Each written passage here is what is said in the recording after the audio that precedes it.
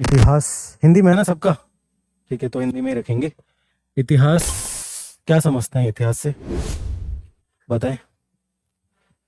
इतिहास शुरू हो गया है आपका। बताएं इतिहास क्या होता है, परिभाषा कोई, या जो भी आप जानते हैं वो बताएं।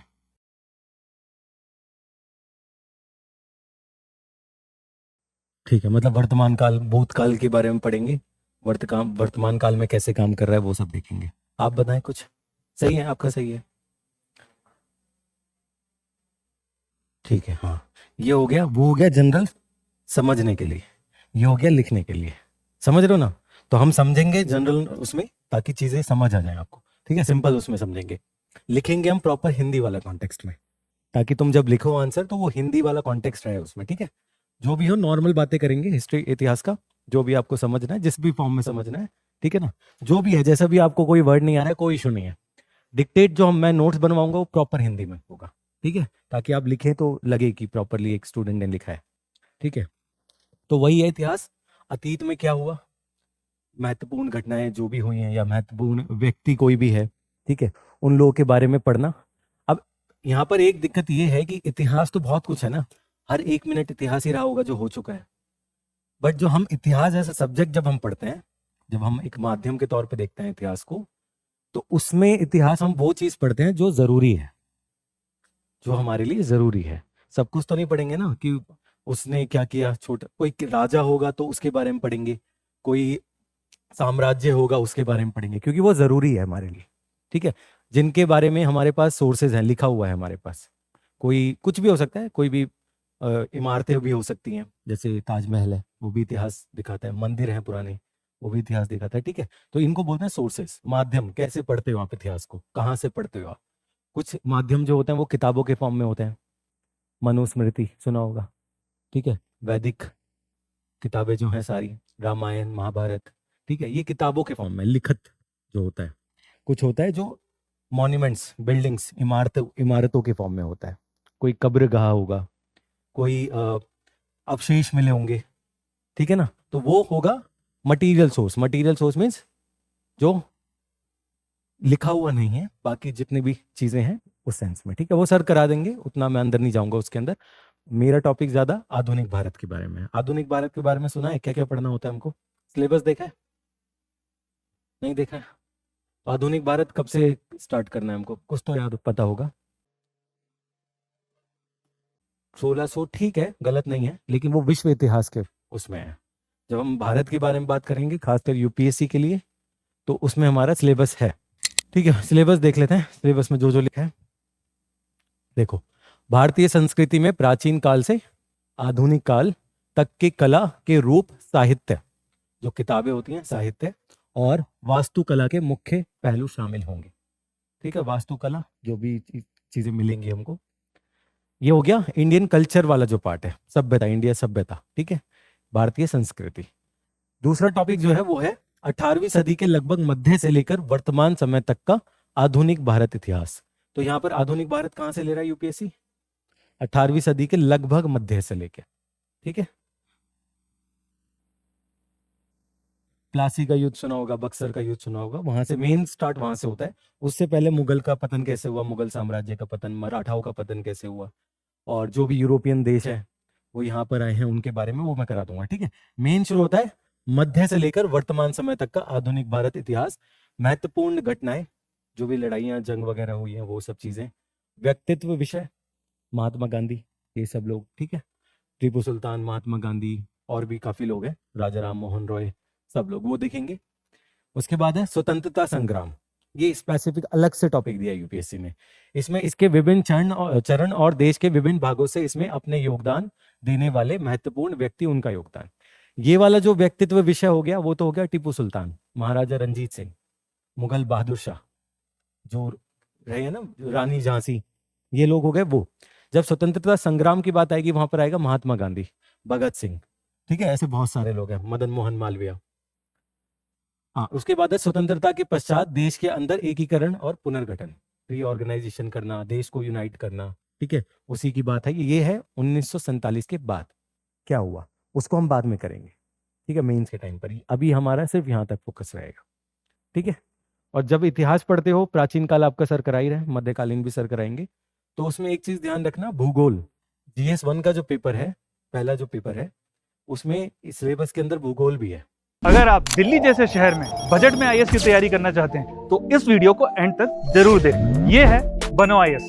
इसको रन करने वाले हैं UPSC qualified ex civil servant and Jamia RCA alumni. यहाँ की फैकल्टी को ना केवल यूपीएससी एग्जाम का एक्सपीरियंस है बल्कि पढ़ाने का भी सालों का एक्सपीरियंस है। ये एक्सपर्ट फैकल्टी हर टॉपिक को अच्छे से एक्सप्लेन करते हैं, उसके बाद हर टॉपिक को डिक्टेट करते हैं ताकि आपके पास अपने खुद के हैंड रिटन नोट्स हो। साथ ही क्लास में प्रीलिम्स और मेंस के प्रीवियस ईयर क्वेश्चन को सॉल्व किया जाता है और डिस्कस भी किया जाता है। यहाँ पे आपको सिविल सर्वेंट्स जैसे कि आईएएस, आईआरएस और एक्स सिविल सर्वेंट्स साथ के साथ जामिया आरसी के एलुमनाइज आपको पर्सनल मेंटरशिप देते हैं। डेली आंसर राइटिंग जो कि सारे टॉपर्स रिकमेंड करते हैं, इस पर यहाँ पे बहुत फोकस किया जाता है जो कि बाकी कोचिंग्स में नहीं होता है। इसके साथ ही आपको मिलती है प्रीलिम्स और मेंस की टेस्ट सीरीज जो आपको एग्जाम के लिए रेडी करती है। यहाँ के अगर हाईलाइट्स की बात करें तो स्मॉल बैच साइजेस जिसमें 60 स्टूडेंट्स होते हैं और जीएस कोर्स के साथ आपको एसए और सीसैट की क्लासेस भी होती है जिसके लिए आपको अलग से पे करने की जरूरत नहीं है। और ये लोकेटेड है सुखदेव विहार मेट्रो स्टेशन के बिल्कुल सामने। तो देर किस बात की, आज ही स्टार्ट करें और अपने यूपीएससी के सपने को साकार करें। थैंक यू फॉर वॉचिंग बनो आईएएस।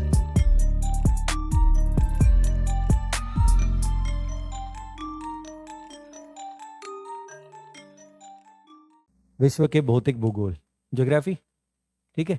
तो हिस्ट्री को जब भी पढ़ते हो, जब भी समझते हो, प्राचीन काल, मध्यकालीन और मॉडर्न इंडिया, आधुनिक भारत के बारे में जब भी आप समझते हो, तो उसमें हमेशा क्या करना है, भूगोल को ध्यान रखना है। भूगोल का ध्यान रखना है। जैसे मौर्य जो साम्राज्य है, मौर्य साम्राज्य का उदय क्यों हो रहा है, उसके पीछे कुछ भूगोल वाले कारण भी हैं। बहुत सारे कारण होंगे, उसमें एक भूगोल भी है। हाँ, आप कुछ कह रहे हैं?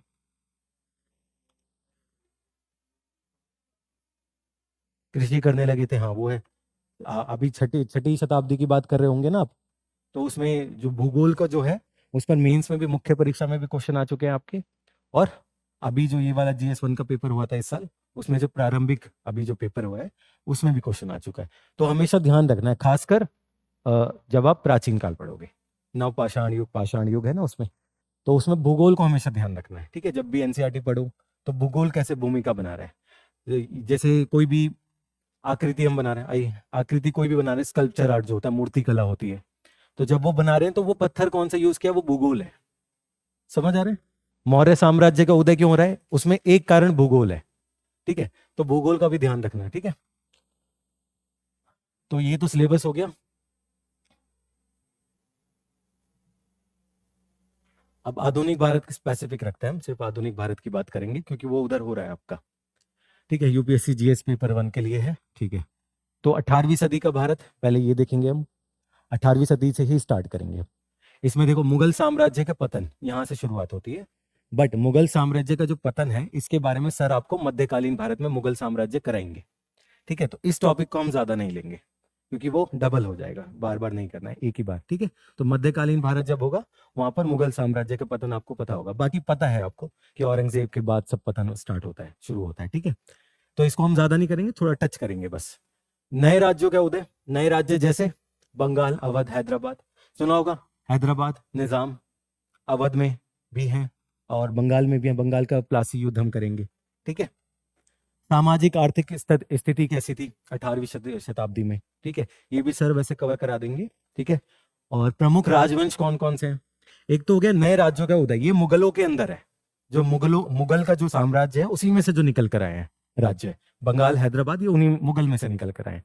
कुछ हैं जो नए बने हैं 18वीं शताब्दी में, कुछ नए राज्य भी बने हैं, मराठाओं के बने हैं, पेशवाओं के, मराठाओं के, ऐसे मैसूर भी होगा टीपू सुल्तान वाला, ठीक है, नीचे कार्नेतिक वाला रीजन होगा।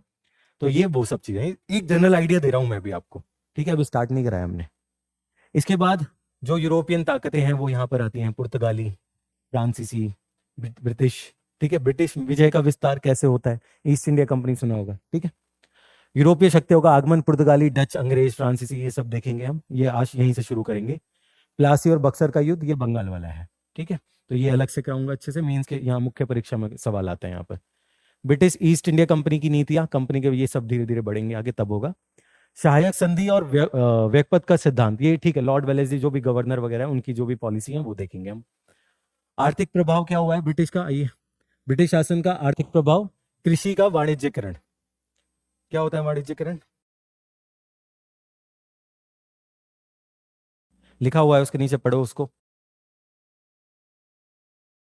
किसानों को नकदी फसलें उगाने के लिए मजबूर किया गया, जिसमें निराश्रता बढ़ी। सिंपल। कमर्शलाइजेशन, जो आप खाने के लिए पहले उपज कर रहे थे गेहूं चावल का, अब उसको आप छोड़ेंगे। आप क्या करेंगे? जिसको बेच सकते हैं वो वाली फसलें हम लेंगे। जैसे उदाहरण दो, कौन कौन सी ऐसी फसलें हैं जिनको बेचा जाता है, खाया नहीं जाता है?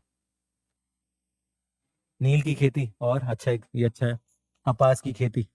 ठीक है, तो वही है वाणिज्यकरण।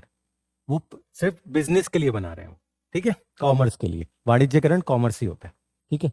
उद्योगों का विनाश, इस ये टॉपिक इंग्लिश में आपने सुना होगा, डी इंडस्ट्रियलाइजेशन। ठीक है, तो ये उद्योगों का विनाश, जो यहाँ पर इंडस्ट्री थी पहले से, उनका खात्मा किया। ठीक है, जो भी छोटी छोटी इंडस्ट्री होंगी, हाथों से जो काम होता है, उन सब चीजों, चरखा वगैरह चलाएंगे, तो उसका खात्मा करके नई उद्योग लेकर आएंगे वो लोग। रेलवे, ठीक है, रेलवे उद्योग ही है ना एक, तो वो सब चीजें देखेंगे हम जब सिलेबस आगे बढ़ेगा। धन का निष्कासन, इससे क्या समझते हैं? धन का निष्कासन, हाँ, विदेशी मुद्रा को लागू, ये एक पॉइंट है उसके अंदर। लेकिन धन का निष्कासन ये है ड्रेन ऑफ वेल्थ, सुना होगा आपने दादा भाई नौरोजी का। जो भारत का धन है, भारत के जो रिसोर्सेज है, धन का यहाँ पर जो मेन आइडिया है वो है यहाँ के रिसोर्सेज। ठीक है, कोई भी रिसोर्स हो सकता है, चाहे वो खेती का हो, चाहे वो सिक्कों का हो, किसी का भी हो सकता है। वो कहाँ पर जा रहा है? बाहर। बाहर में कहाँ जा रहा है? विदेश में किधर? ब्रिटेन, ठीक है, इंग्लैंड, वहां जा रहा है। उसी को बोलता है धन का निष्कासन। इसी को दादा भाई नौरोजी ने इसको बोला था ड्रेन ऑफ वेल्थ इंग्लिश में, ठीक है, वही है धन का निष्कासन। इसको करेंगे, बहुत अच्छे से करेंगे। रेलवे और संचार का विकास, टेलीकम्युनिकेशन वगैरह, तो रेलवे कब आई? 1853 में आई, बॉम्बे और थाने के बीच में, ठीक है। यहाँ से कुछ सवाल आते हैं काफी। सामाजिक और सांस्कृतिक सुधार, सामाजिक और धार्मिक सुधार आंदोलन, क्या क्या होगा इसमें? कौन कौन लोग आएंगे बताओ, कौन कौन लोग हैं? हाँ, जो भी सुधार किया जा रहा था, कौन कौन थे? हाँ, कौन थे उसमें? आर्य समाज, मुस्लिम लीग तो पॉलिटिकल हो गया, वो अलग हो गया। कोई भी धर्म में कोई मुसलमान भी हो सकता है, लेकिन उसके लीडर्स का नाम बताओ जो सुधार के लिए काम कर रहे थे। हाँ, लीडर का नाम, लीडर्स बताओ कौन कौन है? दयानंद सरस्वती, राजा राम मोहन रॉय, सर सैयद अहमद खान, ये ठीक है ना। तो ये अपने अपने धर्म, अपने अपने समाज में सुधार के लिए काम करते हैं, तो उनके बारे में पढ़ेंगे। बहुत क्वेश्चन आता है यहाँ से। इस बार जो इतिहास में जो पहला पेपर क्वेश्चन था, सब में अलग अलग है, सेट बी के अंदर जो पहला क्वेश्चन इतिहास का था वो इसी के ऊपर था, ठीक है। ऐसे ही वो मुख्य परीक्षा में भी सवाल पूछता है, राजा राम मोहन रॉय के बारे में बताएं, पूरा लिखो, आपको पता होना चाहिए, ठीक है। तो वो यहाँ पर करेंगे हम, ठीक है। इसके बाद है शिक्षा का विकास, शिक्षा के उसमें क्या क्या काम किया गया, ठीक है, वो सब हम देखेंगे। मैकॉले माइन्यूट बोलते हैं उसको। हिंदी में भी कुछ वर्ड ऐसे होंगे जो इंग्लिश वाला ही वर्जन लिखना होगा आपको, ठीक है। जैसे मैकॉले नाम है तो मैकॉले लिखोगे आप, ठीक है। तो कुछ वर्ड ऐसे होंगे। और शिक्षा का विकास, ठीक है, मैकॉले का विवरण पत्र और विश्वविद्यालय अधिनियम से आधुनिक शिक्षा प्रणाली का नींव रखी। जो भी काम किया इन लोगों ने वो करेंगे हम आगे। प्रेस का विकास, प्रेस तो समझते ही है ना, प्रिंट मीडिया वगैरह जो होता है, न्यूज़पेपर वगैरह, अखबार वगैरह, तो उसमें क्या क्या काम किया गया, किसने कौन सा अखबार लिखा, कौन सी बुक लिखी। पीटी में क्वेश्चन आते हैं यहाँ पर, जो प्रारंभिक आपकी परीक्षा है ना, उसमें यहाँ बना देंगे कि इधर यहाँ नाम लिख देंगे और इधर बताएंगे ये वाली किताब या ये वाला अखबार, तो किसने कौन सा लिखा, ठीक है, मैच करो उसको। तो ये भी करेंगे। प्रेस का विकास, ठीक है। महिलाओं की स्थिति में सुधार, ये भी करेंगे बाद में। ये मुख्य परीक्षा के लिए ज्यादा होगा। और ये जो तुम्हारा एस्से वाला पेपर होता है ना, निबंध वाला जो पेपर होता है, उसमें भी ये बहुत काम आएगा, क्योंकि वहां पर उदाहरण लिखने होंगे आपको, ठीक है। तो महिलाओं के ऊपर जो है निबंध कहीं भी आ सकता है, यूपीएससी नहीं, कहीं भी लिखवा सकते हैं आपके ऊपर, तो वहां पर ये काम करेगा, ठीक है। और जीएस 1 में जो आपके सामाजिक वाला जो पेपर है, सामाजिक वाला, उसके अंदर भी होगा, ठीक है, वहां भी काम आएगा। तो इतिहास जो पेपर है ना, ये सिर्फ इतिहास के लिए नहीं पढ़ना है आपको, सबके लिए पढ़ना है। इसीलिए इतिहास का सिलेबस सबसे बड़ा है। ये भूगोल का और इतिहास का जो सिलेबस आप देखोगे सबसे बड़ा इन्हीं का है, सबसे ज्यादा टाइम इन्हीं में लगता है। क्योंकि इतिहास जब आप देखोगे तो आपको सामाजिक चीजों को भी देखना होगा, और जो दूसरी आर्थिक चीजें उसमें भी ये काम आएगा, ठीक है। और निबंध लिखोगे वहां भी काम आएगा, उदाहरण लिखने होंगे वहां पर, वहां भी काम आएगा, ठीक है। तो 1857 का विद्रोह ये तो सबको पता है, बच्चों को भी पता है इसके बारे में। कोई लीडर्स का नाम बताओ, कौन कौन है मेन जो मुख्य जो लोग हैं इसमें, नाम बताओ। इसमें सिलेबस की जरूरत नहीं है, काफी लोग ऐसे ही जानते हैं। बताओ कौन लेडी थी 1857 के विद्रोह में? झांसी से कोई थी, झांसी की रानी लक्ष्मीबाई। और दिल्ली से कौन था? मुगल बादशाह बहादुर शाह और तांत्या टोपे। ठीक है, मौलवी अहमदुल्ला, बहुत सारे लोग हैं। ठीक है, तो इसको हम बहुत अच्छे से करेंगे 1857 को। ठीक है, ये मुख्य परीक्षा के लिए बहुत जरूरी है और इंटरव्यू में पूछ सकते हैं यहाँ सवाल। ठीक है, जैसे आप दिल्ली से हैं, दिल्ली से है कोई? आप हैं दिल्ली से अगर आप हैं तो जरूरी नहीं है आपका जो ऑप्शन पेपर इतिहास हो या ना हो, उससे फर्क नहीं पड़ता। वो दिल्ली का इतिहास पूछ सकते हैं आपसे, क्योंकि आप दिल्ली से हो। अब दिल्ली से पूछ सकते हैं तो 1857 की क्रांति भी पूछ सकते हैं। ठीक है, बहुत लोगों से इतिहास के बारे में, उनका ऑप्शनल भी नहीं है बट उनसे इतिहास का क्वेश्चन पूछा है। ठीक है, तो प्रमुख नेता और केंद्र कौन सा है, विद्रोह का दमन, परिणाम क्या क्या हुआ, वो सब देखेंगे हम। क्रांति का महत्व क्या है। ठीक है, जब भी आप मुख्य परीक्षा में जो मेंस का आंसर लिखते हो तो उसमें आखिर में जब भी लिखोगे आप तो उसका क्या लिखना होता है, महत्व क्या है। हम ये टॉपिक हमने पढ़ा, क्वेश्चन सवाल आया 1857 के बारे में बताओ, लिख दिया आपने, सब कुछ लिख दिया, लेकिन उसकी जरूरत क्या है? इसीलिए तो इतिहास पढ़ रहे हैं ना, कि आपको इन सब चीजों का महत्व पता हो। तो जब कोई भी क्वेश्चन, जब सवाल आप लिखकर बंद करोगे तो आखिर में आप क्या लिखोगे, उसका महत्व। चाहे वो इतिहास का पेपर हो, चाहे वो भूगोल का पेपर हो, ठीक है, किसी का भी हो, आखिर में लिखोगे इसकी जरूरत क्या है, हम क्यों पढ़ रहे हैं, या हमने क्या सीखा है इससे, वही चीज। ठीक है, इसके बाद हम पढ़ेंगे भारतीय राष्ट्रवाद का उदय कैसे हुआ। ठीक है, INC, Indian national Congress. Indian national Congress को इंडियन नेशनल कांग्रेस ही लिखोगे आप हिंदी में। ठीक है, तो वो 1885 से, और ये राष्ट्रवाद होता क्या है ये सब हम डिस्कस करेंगे बाद में, जब ये इसका नंबर आएगा, अभी नहीं। अभी सिर्फ टच करा के बता रहा हूँ कि हमें पढ़ना क्या क्या आगे। ठीक है, राजनीतिक संगठन कौन कौन से बने, कांग्रेस से पहले भी बहुत कुछ हुआ था, तो कौन कौन से संगठन थे वहां, दोनों मुख्य और प्रारंभिक दोनों में आता है सवाल। नरमपंथी गरमपंथी क्या होता है, जिसको आपने सुना होगा मॉडरेट्स और एक्सट्रीमिस्ट। नरमपंथी गरमपंथी। गांधीवादी आंदोलन, जो भी आंदोलन है गांधी जी जिसमें है, ठीक है, नमक वाला आंदोलन वगैरह सब। ठीक, विभिन्न विचारधाराएं, तो विचारधाराएं भी अलग अलग है, कोई साम्राज्यवाद की बात करेगा, कोई किसी और चीज की बात करेगा। ठीक है, ठीक है, ये स्वतंत्रता और विभाजन, जब ये सब चीजें हो जाएंगी, आजादी होगी 47 में, और आजादी के साथ क्या होगा, स्वतंत्रता भी होगी और विभाजन भी होगा, डिवीजन भी होगा और इंडिपेंडेंस भी होगा, दोनों चीज होंगी। ठीक है, तो उसके बाद हम तो 1947 तक टॉपिक ले जाकर हम बंद कर देंगे। इसमें भी काफी क्लासेस लगेंगी। ठीक है, करीब करीब 40 क्लासेस यहाँ तक पहुंचने में लगेंगी। तो सबसे बड़ा पार्ट यही है आधुनिक भारत। इसलिए बड़ा है क्योंकि इसमें प्रारंभिक हो या मुख्य परीक्षा हो या आपका इंटरव्यू हो, सवाल यहाँ से बहुत आता है। ठीक है, तो ये इसका फिर बढ़ भी जाता है साइज। बाकी प्राचीन भारत और मध्यकालीन भारत में इतना टाइम नहीं लगेगा।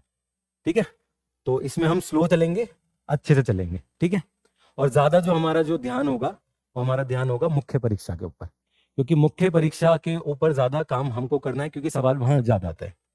प्रारंभिक के लिए हम इसमें थोड़ा कम देखेंगे बट करेंगे, काफी हद तक हम करेंगे। 70 से 80% प्रारंभिक वाला भी कवर हो जाएगा, बट उसके साथ आपको एक किताब भी कवर करनी पड़ेगी, और वो किताब का नाम कोई बताएगा, कौन सी पढ़ते हैं? आदुल नहीं, वो तो उसके लिए हो गई पॉलिटी वाला। मॉडर्न इंडिया जो है आधुनिक भारत है, इसके लिए एक किताब है जो सब लोग पढ़ते हैं यूपीएससी में, हिंदी हो या इंग्लिश हो। स्पेक्ट्रम का नाम सुना है? ठीक है, तो स्पेक्ट्रम को पढ़ना पड़ेगा, जरूरी है, क्योंकि स्पेक्ट्रम में नोट्स के फॉर्म में ही है वो, समझ रहे हो, नोट्स हैं उसमें। तो अब यहाँ पर हम मेहनत करें, सारा कुछ लिखवाऊं मैं, कोई फायदा नहीं है। हम उस पर फोकस करेंगे जो क्लास में जरूरी है, मुख्य परीक्षा। उसमें से अगर ये सोचो आप, अगर 100 नंबर का क्वेश्चन भी आते हैं इसके इतिहास के, तो उसमें आधुनिक भारत के करीब 60 से 70 नंबर का होगा। ठीक है, जो अभी जनरल जो चल रही हैं चीजें उसके हिसाब से बता रहा हूँ, चेंज भी हो सकता है, यूपीएससी का कुछ भरोसा नहीं है। ठीक है, 50 से 60% जो है इसी से आता है, तो हमारा मुख्य परीक्षा पर ज्यादा फोकस होगा, समझ रहे हैं ना आप। और जो प्रारंभिक वाला है वो आप यहाँ से भी करोगे, जो हम क्लास में लिखेंगे, और स्पेक्ट्रम बुक भी पढ़ोगे आप, वो जरूरी है, वो लिख लो, पढ़ना है, मैं दिखाऊंगा अभी उसमें। ठीक है, विभाजन क्या होगा, पाकिस्तान बनेगा, हिंदुस्तान बन जाएगा, ठीक है, कश्मीर वगैरह जो भी चलेगा। तो ये तो हो गया ओवरऑल जो देखना है हमको आधुनिक भारत। आज पहली क्लास है, थोड़ा नॉर्मल रखेंगे, ठीक है, समझने के लिए कि करना क्या है और कैसे करना है। ये किताब है, और जो हम क्लास में रखेंगे ना, आप लोगों के लिए थोड़ा आसान रहे, इसलिए मैं स्पेक्ट्रम के सिलेबस के हिसाब से चलूंगा। सिलेबस वही है, ठीक है। बट इसके हिसाब से, ताकि जब यहाँ मैं टॉपिक करा दूं आपको, आप रेफर वहां से कर ले कि ये वाला टॉपिक सर ने यहाँ से क्लास में कराया और यही वाला टॉपिक उस चैप्टर है वहां पर। तो आप जो मैंने वहां छोड़ा है वो वहां से आप कवर कर लोगे। प्रारंभिक के लिए, मुख्य के लिए मैं सारा करा दूंगा, ठीक है। और थोड़ा मैं ज्यादा लिखवाऊंगा ताकि आपको इधर उधर ना जाना पड़े, सारी चीज यहीं मिल जाए आपको, ठीक है। तो थोड़ा हाथ भी दर्द करेगा, ठीक है, उसके लिए तैयार रहना। आधुनिक भारत स्पेक्ट्रम बुक मिल जाएगी आपको, बुक ले लेना या पीडीएफ जैसे भी आपको ठीक लगता है वैसे पढ़ लेना। और लेटेस्ट वाला मॉडल लेना, पुराना वाला थोड़ा छोटा होगा, जो अभी वाला है वो थोड़ा बड़ा है, ठीक है, क्योंकि हर साल ये बढ़ा देते हैं। तो ठीक है, ये देखते हैं, इसमें इसका इंडेक्स देख लेते हैं फिर आगे बढ़ेंगे। ये देखो, स्रोत, सोर्सेज, ये जो हम इतिहास पढ़ते हैं कहाँ से पढ़ते हैं, ये जो इतनी सारी किताबें लिखी गई हैं, स्पेक्ट्रम लिखी गई है, या मैं आपसे सिंधु घाटी की सभ्यता के बारे में बात करूं, कहाँ से बात कर रहा हूं मैं? उसका कोई मटेरियल होगा ना, कुछ लिखा होगा, कुछ मिला होगा, अवशेष मिले होंगे, फिर उसके बेस पर जो इतिहासकार है उन्होंने लिखा होगा, ठीक है। तो वही होता है सोर्स। पहला चैप्टर है, आपको ज्यादा ध्यान नहीं देना इसमें, सिर्फ ऊपर ऊपर से देख के निकल जाना है। ये क्वेश्चन, सवाल यहाँ से नहीं आता, ठीक है। तुम लोगों के लिए जरूरत नहीं है, अगर तुम्हारा ऑप्शन नहीं है तो। ऑप्शन है किसी का इतिहास नहीं है ना, तो ज्यादा जरूर नहीं है, बस एक बार समझ लेना, ऊपर से निकल जाना, याद करने की जरूरत नहीं है, ठीक है। जैसे राजकीय अभिलेख जो गवर्नमेंट के रिकॉर्ड्स है, जैसे मुगल उस टाइम पर गवर्नमेंट थी, गुप्ताज उस टाइम पे गवर्नमेंट थे, गुप्ता साम्राज्य वाले वो गवर्नमेंट थी ना उनकी, तो उनके भी कोई डॉक्यूमेंट होंगे, ठीक है। तो वो और केंद्र सरकार जो आज की है, राज्य सरकार वगैरह, न्यायिक प्रकाशित जो जुडिशरी वाला है, न्यायिक, ठीक है, समझ रहे ना। ये ज्यादा नहीं करना है हमको, सिर्फ ऊपर ऊपर से बता रहा हूँ। जीवनी साहित्य, जीवनी किसी की भी जीवनी हो सकती है, बाणभट्टा ने लिखी है हर्षवर्धन की, ठीक है। तो हर्षवर्धन वाली किताब वो जीवनी है उसके ऊपर। तो बाणभट्टा ने अगर वो किताब लिखी है, आप पढ़ोगे उसको, प्राचीन भारत के जब लास्ट टॉपिक होगा वहां पर हर्षवर्धन आएगा। तो हर्षवर्धन की जो जीवनी है वो उसके उसके बारे में कुछ बताएगी कि वो आदमी कैसा था, व्यक्ति, उसका व्यक्तित्व उसका कैसा था, क्या क्या काम किए थे उसने, ठीक है। तो वो जो उसकी पॉलिटिक्स थी वो कैसी थी, ठीक है, सब कुछ बताएगा। तो जीवनी भी एक सोर्स होती है। और बाकी चित्रकला, फोटो, पेंटिंग्स वगैरह मिलती है। भीमबेटका की सुनी होगी आपने, भीमबेटका सुना है ना, मध्य प्रदेश रायसेन डिस्ट्रिक्ट में, तो वो भी कुछ बताता है। जो पेंटिंग्स होती हैं, आप कंसिडर करो, ये एक पेंटिंग मिली है आपको, आप भीमबेटका गुफाओं के अंदर हो, एक पेंटिंग मिली है, आप कैसे पढ़ोगे उसको, पेंटिंग को? जो चित्र बना है वो क्या बताता है? शिकार। आप अगर उसमें कोई भाला वाला यूज कर रहा है, कोई जानवर है उसमें, तो वो क्या बता रहा है कि वो शिकार करते थे। और क्या बता सकती है वो पेंटिंग, चित्रकला? नृत्य कला, डांस वांस हो सकता है उसमें कोई, तो वो नृत्य कला उसके कल्चर के साथ, जो उनका कल्चर है उसके बारे में बताएगा। और क्या हो सकता है? धर्म के बारे में बता सकता है, ठीक है, लेकिन उसमें डिबेट हो जाती है। बता सकता है बट उसमें कोई वो नहीं है। जैसे आप ये कंसिडर करो, अजंता की पेंटिंग्स है, अजंता सुना है ना, अजंता की गुफाएं, वहां भी चित्रकला है। तो वो बौद्ध धर्म के बारे में बताती है, क्योंकि बुद्धा का फोटो है वहां पर, हो गया बौद्ध धर्म। तो ये भी क्या है, सोर्स है ये, ठीक है। तो इतिहास ऐसे ही पढ़ते हैं। और भी कुछ हो सकता है, और सोचो, पेंटिंग्स को सोचो, चित्रकला कोई भी पेंटिंग है उसके बारे में सोचो, कैसे पढ़ सकते हैं, बताओ तुम। ऐसे सीख जाओगे, ये जो मैं प्रैक्टिस यहाँ करवाऊंगा ना, इससे सीखोगे, आंसर लिखने में काफी काम करेगा ये। और सोचो क्या हो सकता है, कोई भी चित्रकला आपने देखा यहाँ पर, एक तो आपने बता दिया कि उनकी नृत्य का, और क्या हो सकता है, धार्मिक के बारे में हो सकता है, और खान पीन हो कैसा हो सकता है, शिकारी, हाँ, सिक्के हो सकते हैं उसमें, अगर होंगे तो उसके अंदर जो भी आप चित्रकला की बात करें उसमें, हाँ, तो उसमें हो सकता है। और क्या हो सकता है? हाँ हाँ, जो भी इसमें जानवर हैं, जो भी उसमें पक्षी वगैरह है, तो वो बताएगा कि ये पक्षी था उस टाइम पर। छोटा सा एग्जांपल देता हूँ, मुगल्स की पेंटिंग में एक पक्षी है, डोडो, डोडो बोलते हैं उसको, आज नहीं है वो, आज वो खत्म हो गया इंडिया से, बट वो पेंटिंग बता रही है कभी ये था, ठीक है। तो वो भी तो एक सोर्स हुआ ना, जानकारी का स्रोत हुआ एक। ऐसी जो पेंटिंग्स के जो कलर हैं वो भी तो कुछ बता रहे हैं ना, कुछ केमिकल यूज हुआ है, उन्होंने कलर उन्होंने बनाया होगा, ठीक है, किसी पत्थर को यूज किया होगा, ठीक है। तो ऐसे पढ़ते हैं पेंटिंग्स को। ऐसे बहुत सारी चीजें होंगी, वो प्राचीन काल वाले में सर बता देंगे, ठीक है। तो इसको ऊपर ऊपर से देख लेना, एक रीड कर लेना, समझ लेना, बाकी इसमें याद करने के लिए जरूरी नहीं है, ठीक है। हाँ, इतिहास लेखन के अप्रोचेज होती हैं, ठीक है, किस तरीके से इतिहास लिखा जाता है, आप लोग के काम का नहीं है, क्योंकि आपका ऑप्शन नहीं है। ऑप्शनल होता तो आपके काम का होता, ठीक है।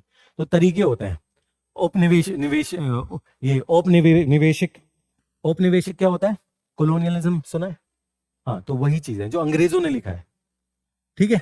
जो अंग्रेजों ने लिखा है वो अपने हिसाब से लिखा होगा, भारत के बारे में कुछ बुराइयां की होंगी, फिर बताया होगा इसलिए भारत की ये बुराइयां हैं इसलिए हम इनके ऊपर रूल कर रहे हैं। समझ आ रहा है ना? तो वो अपने तरीके से लिखेंगे, मुगल्स अपने तरीके से लिखेंगे, गुप्ता अपने तरीके से लिखेंगे, ठीक है। बट यहाँ जब औपनिवेशिक बोलते हो आप तो ये कॉलोनियलिज्म अंग्रेजों की बात है, ठीक है। राष्ट्रवादी जो हिंदुस्तानी लोग हैं, जो इंडियंस हैं, वो भी लिख रहे हैं इतिहास, ठीक है। तो वो कैसे लिखते हैं वो सब चीजें, वो थोड़ा इंडिया के फेवर में लिखेंगे, इंडिया के सपोर्ट में लिखेंगे, ठीक है। इनकी भी प्रॉब्लम है, उनकी भी प्रॉब्लम है, ठीक है। मार्क्सवादी, मार्क्स सुना है ना, कार्ल मार्क्स सुना होगा, सभी लोग पढ़ते हैं मार्क्स को कुछ हद तक, कुछ कोई ज्यादा पढ़ता है कोई कम पढ़ता है। तो मार्क्सवादी कुछ इतिहासकार हैं, वो कैसे देखते हैं? मार्क्सवादी इतिहासकार जो हैं उनका मेन फंडा क्या होता है? जब भी हम मार्क्सिज्म की बात करते हैं, मार्क्सवादी लोगों की बात करते हैं, क्या होता है उनका मेन बेस, क्या होता है, किस चीज पे सोचते हैं वो? अपने हिसाब से तो ठीक है, लेकिन किस चीज के ऊपर वो बात करता है? सोचो जरा, जो भी पता है मार्क्स के बारे में बताओ, मैं निकालूंगा पॉइंट उसमें से। चलो बोलो आप, क्या पढ़ा है मार्क्स के बारे में? कुछ तो पढ़ा होगा, सुना होगा। नहीं, कल्चर नहीं, कल्चर एक हद तक ठीक है, लेकिन एक मेन पॉइंट है, बताओ। कुछ याद नहीं है? चलो मैं बताता हूँ, छोड़ो। कार्ल मार्क्स जो है, या जो भी मार्क्सवादी लोग हैं, वो कार्ल मार्क्स की फिलॉसफी के ऊपर काम करते हैं। उनका मेन फंडा ये होता है कि हर चीज को वो किसके हिसाब से देखेंगे? पैसों के हिसाब से, इकोनॉमी के हिसाब से। समझ आ रहा है ना? उसके हिसाब से देखेंगे, कुछ भी हो रहा है उसके पीछे ये है, इकोनॉमी है, पैसा है, ठीक है। उसके वजह से हो रहा है, किसी के पास ज्यादा है, किसी के पास कम है, जिसके पास ज्यादा है वो उसको दबा के रखेगा, ठीक है। यही है मार्क्सवादी। तो ये जब इतिहास लिखेंगे मार्क्सवादी लोग, ये हमेशा किस चीज को लेकर आएंगे? मेन पैसे को, रिसोर्सेस को, ठीक है, स्रोतों को। कुछ भी हो सकता है वो, पैसों का मतलब सिर्फ पैसों के फॉर्म में नहीं, कुछ भी हो सकता है, पावर के फॉर्म में भी हो सकता है, ठीक है। तो ये हमेशा उस चीज के हिसाब से देखेंगे। नेक्स्ट, संप्रदायवादी कम्युनल होते हैं, कैम्ब्रिज स्कूल होता है, तुम लोगों के लिए जरूरी नहीं है अभी, ये है इंपॉर्टेंट, यहां से शुरुआत करेंगे हम लोग। यूरोपियों का आगमन एवं ब्रिटिश शक्ति का सिद्धिकरण। जो यूरोपियंस हैं वो यहाँ पर आए। कौन कौन से यूरोपियंस आए थे यहाँ पर? ब्रिटिश वाले और अंग्रेज जिनको हम बोलते हैं, और फ्रांसीसी आए थे, पुर्तगाली आए थे। वास्को डे गामा का नाम सुना है ना? कब आया था वास्को डे गामा? 1498 में आया था, ठीक है। तो 1498 में वास्को डे गामा यहाँ आया, तो आया क्यों? ठीक है, वो पूछेगा नहीं यूपीएससी, बट हम शुरुआत वहीं से करेंगे कि क्यों, यहीं क्यों आ रहा है, भारत को ही क्यों खोज रहे हैं वो लोग। समझ आ रहा है?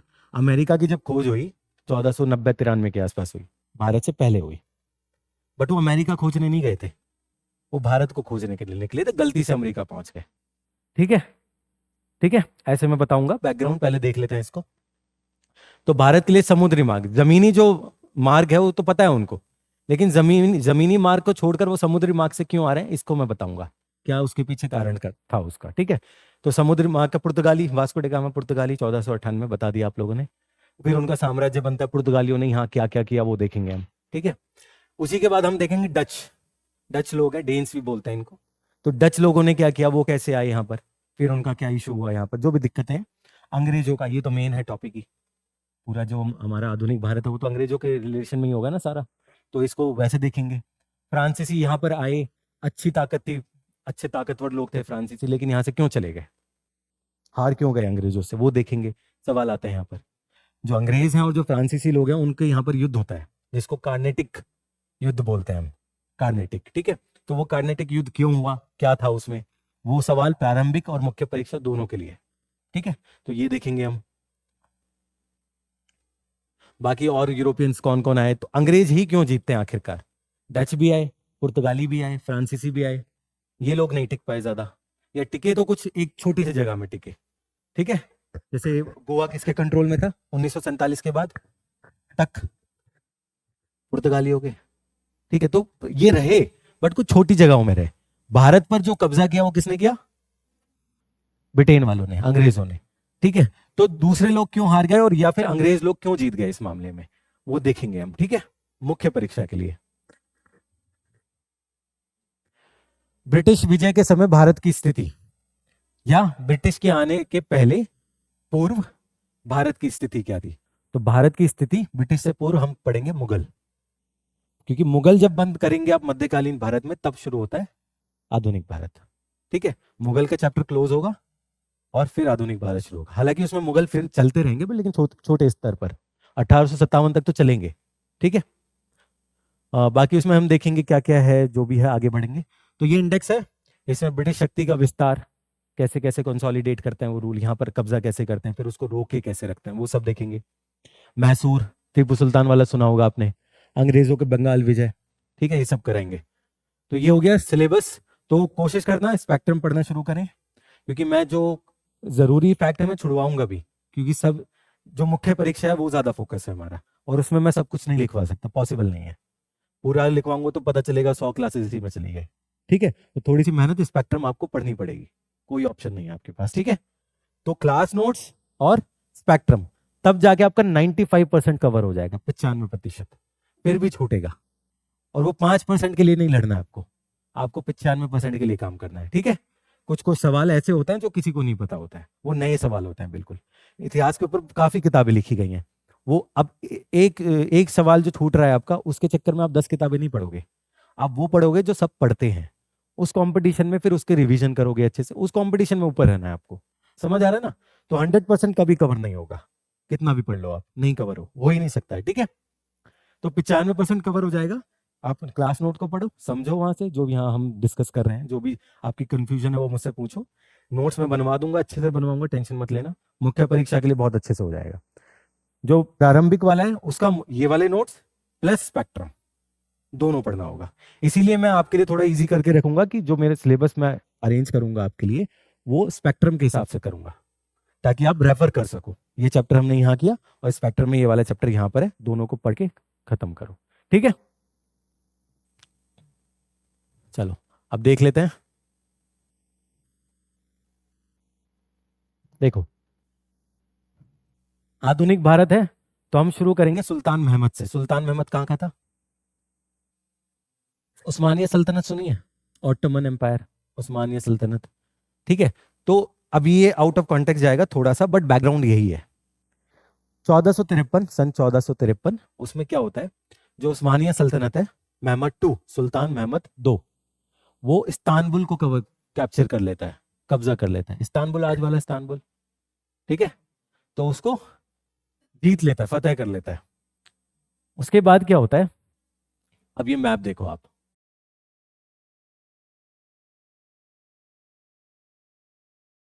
इधर भारत है, अफ्रीका है, ये यूरोप है ऊपर, यहाँ पर एशिया है, एशिया का पूरा स्टार्ट होता है, ये अरब वाली कंट्री है। अब इसमें होता क्या है, 1453 में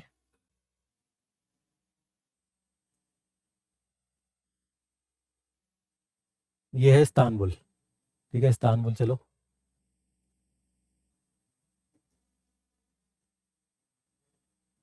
ठीक है, ये इस्तांबुल है।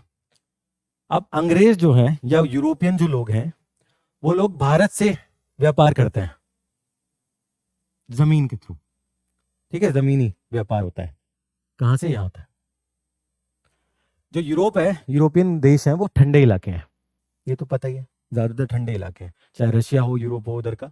ठीक है, ठंडे इलाके, इनको बहुत सारी ऐसी वस्तुएं चाहिए होती हैं या सामान चाहिए होता है जो इनकी ये ठंडी वाली जो चीजें हैं उसको ठीक से काम कर जाए। जैसे इनको ठंडा इलाका है तो इनको मांस का उत्पादन है, इनका मांस चाहिए खाने के लिए, मांस को ठीक से स्टोर करने के लिए ना मसाले चाहिए होते हैं। उस टाइम फ्रिज तो था नहीं, रेफ्रिजरेशन, ठीक है, तो उसके लिए क्या है, मसाले यहां से आते थे,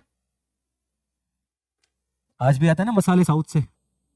ठीक है, दक्षिण भारत से मसालों का उत्पादन होता है ना बहुत सारे, तो यहां से ये ट्रेड हो रहा है।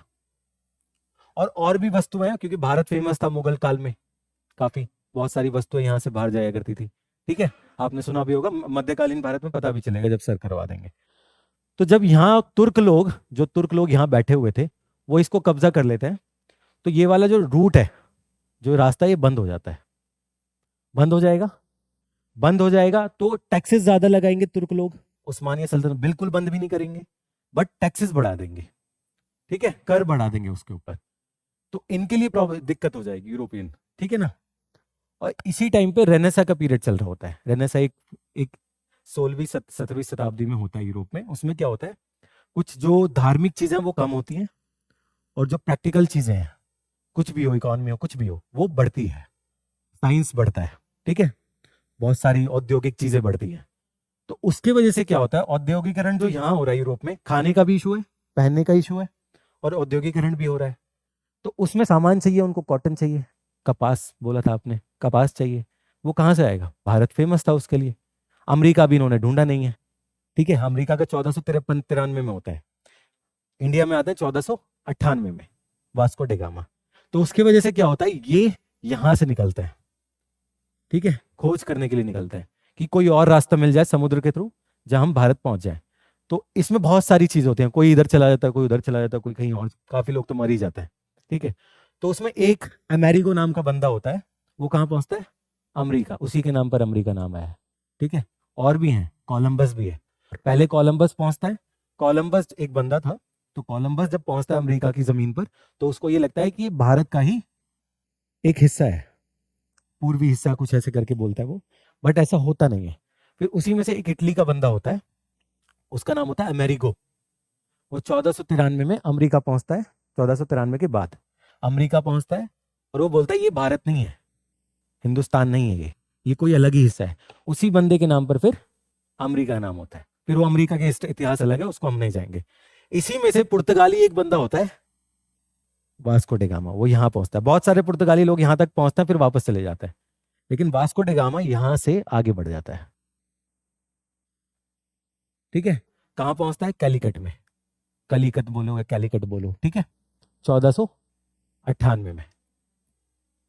समझ आ रहा है ना, मैंने वो उस्मानिया वाला क्यों बताया आपको, क्योंकि रास्ता बंद हो गया है और उनको अपना काम धंधे भी देखना है, ठीक है, तो उसकी वजह से ये लोग यहाँ से जाएंगे, ठीक है, अपने पैसे बचाएंगे, तो यहाँ से फिर अपना ट्रेड स्टार्ट करेंगे, फिर वास्को डी गामा यहाँ आएगा, सामान लेकर जाएगा, और ये जो रास्ता है इसको ये छुपा कर रखेंगे, बताएंगे नहीं किसी को, क्योंकि अगर बता देंगे तो ब्रिटेन वाले भी आएंगे, अंग्रेज लोग भी आएंगे, इटली वाले लोग भी आएंगे, ये क्या कर रहे हैं, नहीं कोई ना आए, हम अपना खुद ही करेंगे बिजनेस, और यहाँ से सामान ले जाकर वहां महंगा बेचेंगे, यही पॉलिसी होती है ना कंपनीज की, ठीक है।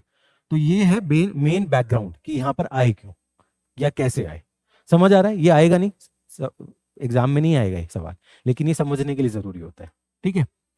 और इंडिया में क्या है,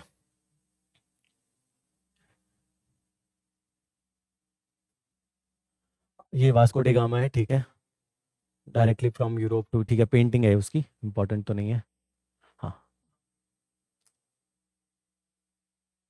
देखो ये एक्सप्लोरेशन है, बाकी जो अमेरिका जाते हैं ये लोग, ठीक है, अमेरिका भी पहुंच जाते हैं, ठीक है, कुछ निकलते भारत के लिए लेकिन अमेरिका पहुंच जाते हैं। अब ये देखते हैं, ये किसका मैप है बताओ, नहीं कहीं लिखा है 1947, पढ़ के बताओ, सामने लिखा है, दिख रहा है ना, ऊपर भी लिखा हुआ है मुगल एम्पायर, मुगल साम्राज्य का ये, ठीक है। ये वाला एरिया है काबुल वाला, बाबर जब आया था, जब उसने जो जमीन कब्जा की वो, उसके बाद ये है जब अकबर ने उसको बढ़ाया, येलो वाला, पीला वाला, ये नीचे तक का है औरंगजेब वाला, जब औरंगजेब बनता है तो वो नीचे तक जाता है, तो पूरे जो भारत का जो पूरा सब कॉन्टिनेंट है उसको कवर कर लेते हैं लोग, ठीक है, ये समझ आ रहा है ना। अब ये तो हो गया मुगलों का साम्राज्य, ये चलता है 1707 तक, सिलेबस में क्या है 18वीं सदी, ठीक है, 18वीं सदी के बीच से शुरू करेंगे, बट ये पहला बैकग्राउंड है मुगल एम्पायर कहाँ तक था, मुगल साम्राज्य कहाँ तक है। अब ये जब हो जाता है तो जब औरंगजेब की मौत होती है 1707 में, उसके बाद जो चीजें चेंज हो जाती हैं, मुगल साम्राज्य घटता है, मराठा का उदय होता है, उनका पतन हो रहा है, ठीक है, बट उनका पतन भी कुछ टाइम के लिए होता है, ज्यादा नहीं, कुछ समय के लिए रहेगा, उसके बाद नहीं होगा इनका, क्योंकि पानीपत की लड़ाई भी हो जाती है 1761 वाली, अहमद शाह अब्दाली जिसमें मराठाओं के साथ लड़ाई होती है, जंग होती है, ठीक है।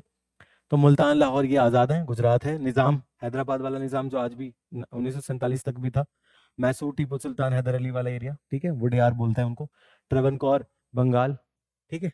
तो ये है मुगलों के बाद क्या हुआ, यहां तक आप लोग पढ़ लोगे, कहां पर सर पढ़ाएंगे, प्राचीन में नहीं, मध्यकालिक, आधुनिक हम कर रहे हैं, ये मैं सेट कर रहा हूं आपके लिए कॉन्टेक्स्ट, ताकि आगे जब मैं लिखाऊं तो आपको समझ आ जाए कि पीछे क्या हुआ है, बाकी ये काम मध्यकालीन में हो जाएगा सारा, ठीक है, अच्छे से समझा देंगे सर। तो मराठा ये है, निजाम है, अभी तक सब ठीक है। अब आ जाता है अंग्रेज।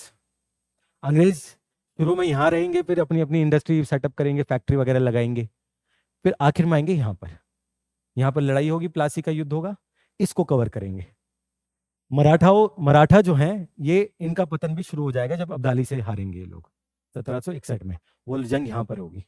तो ये नीचे उतरेंगे, ये लोग थोड़ा बढ़ेंगे, यहाँ पर अंग्रेज आएंगे, अंग्रेज धीरे धीरे फिर सब जगह जाएंगे, हैदर अली को हराएंगे, मैसूर कब्जा करेंगे, निजाम के साथ दोस्ती कर लेंगे। ठीक है, ऐसे ये पॉलिसी उनकी चलती रहेगी। समझ आ रहा है ना बैकग्राउंड क्या चल रहा है? ये सब मध्यकालीन में करवा देंगे सर। ये है स्पेक्ट्रम की किताब, ये देख लेना। ठीक है, लेनी है आपको।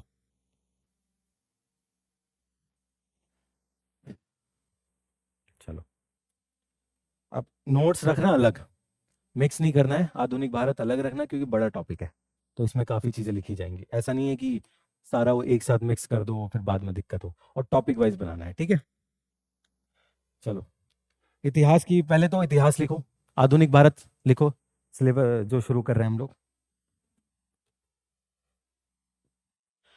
पीछे का सब समझ आ गया ना क्या क्या हो रहा है?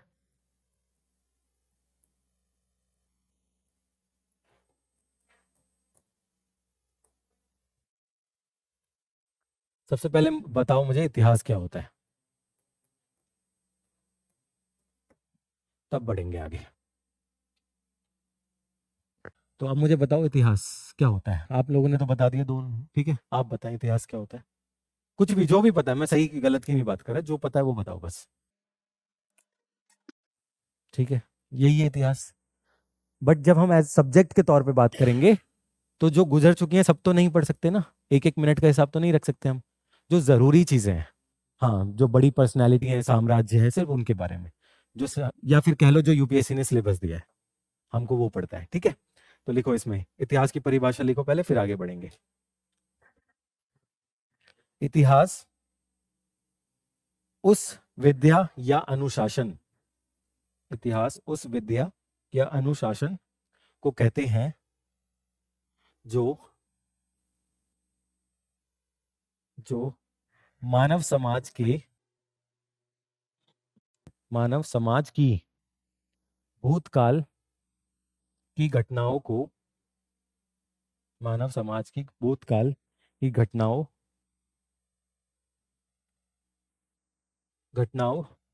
कॉमा विचारों कॉमा संस्कृतियों, विचारों, घटनाओं, संस्कृति, विचारों का अध्ययन करता है। उस अनुशासन को कहते हैं जो मानव समाज के भूतकाल की घटनाओं, संस्कृतियों, जो भी लिखना है आपको अपने हिसाब से लिख लो, कोई बात नहीं, विचारों का अध्ययन करता है, या ये वो विद्या है, ठीक है, जो इन सब की बातें करता है। ठीक है, एक लाइन और लिख लो, कहीं निबंध वगैरह में लिखने के लिए अच्छा रहेगा। इतिहास वह दर्पण है, इतिहास वह दर्पण है, दर्पण, दर्पण क्या होता है? आईना। हाँ, वह दर्पण है या वो आईना है, आईना जो उर्दू वर्ड है वैसे, वह दर्पण है जिसे जिसमें मानव सभ्यता की छवि दिखाई देती है, मानव सभ्यता की छवि दिखाई देती है।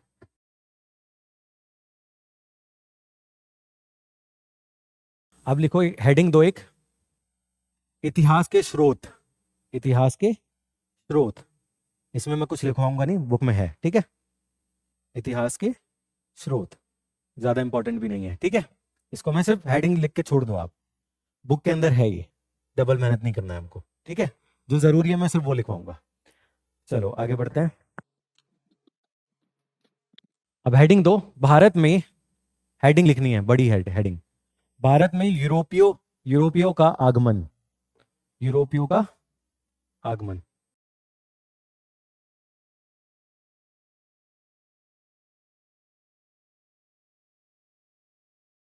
अब इसमें फर्स्ट पॉइंट लिखो, भारत के लिए समुद्री मार्ग की खोज, भारत के लिए, पहला पॉइंट, भारत के लिए समुद्री मार्ग की खोज और प्राप्ति,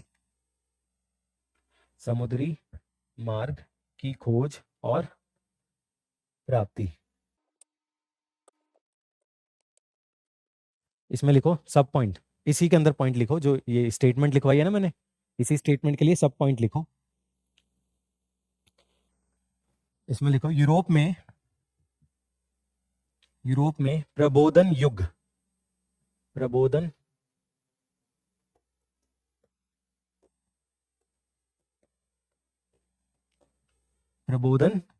युग। हाँ, इसमें इंग्लिश में भी लिख लेना साथ में।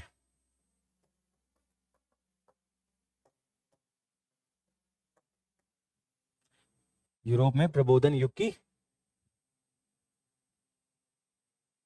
शुरुआत, एनलाइटनमेंट पीरियड बोलते हैं इसको इंग्लिश में, ठीक है? कंफ्यूज मत होना अगर कोई एनलाइटनमेंट बोले।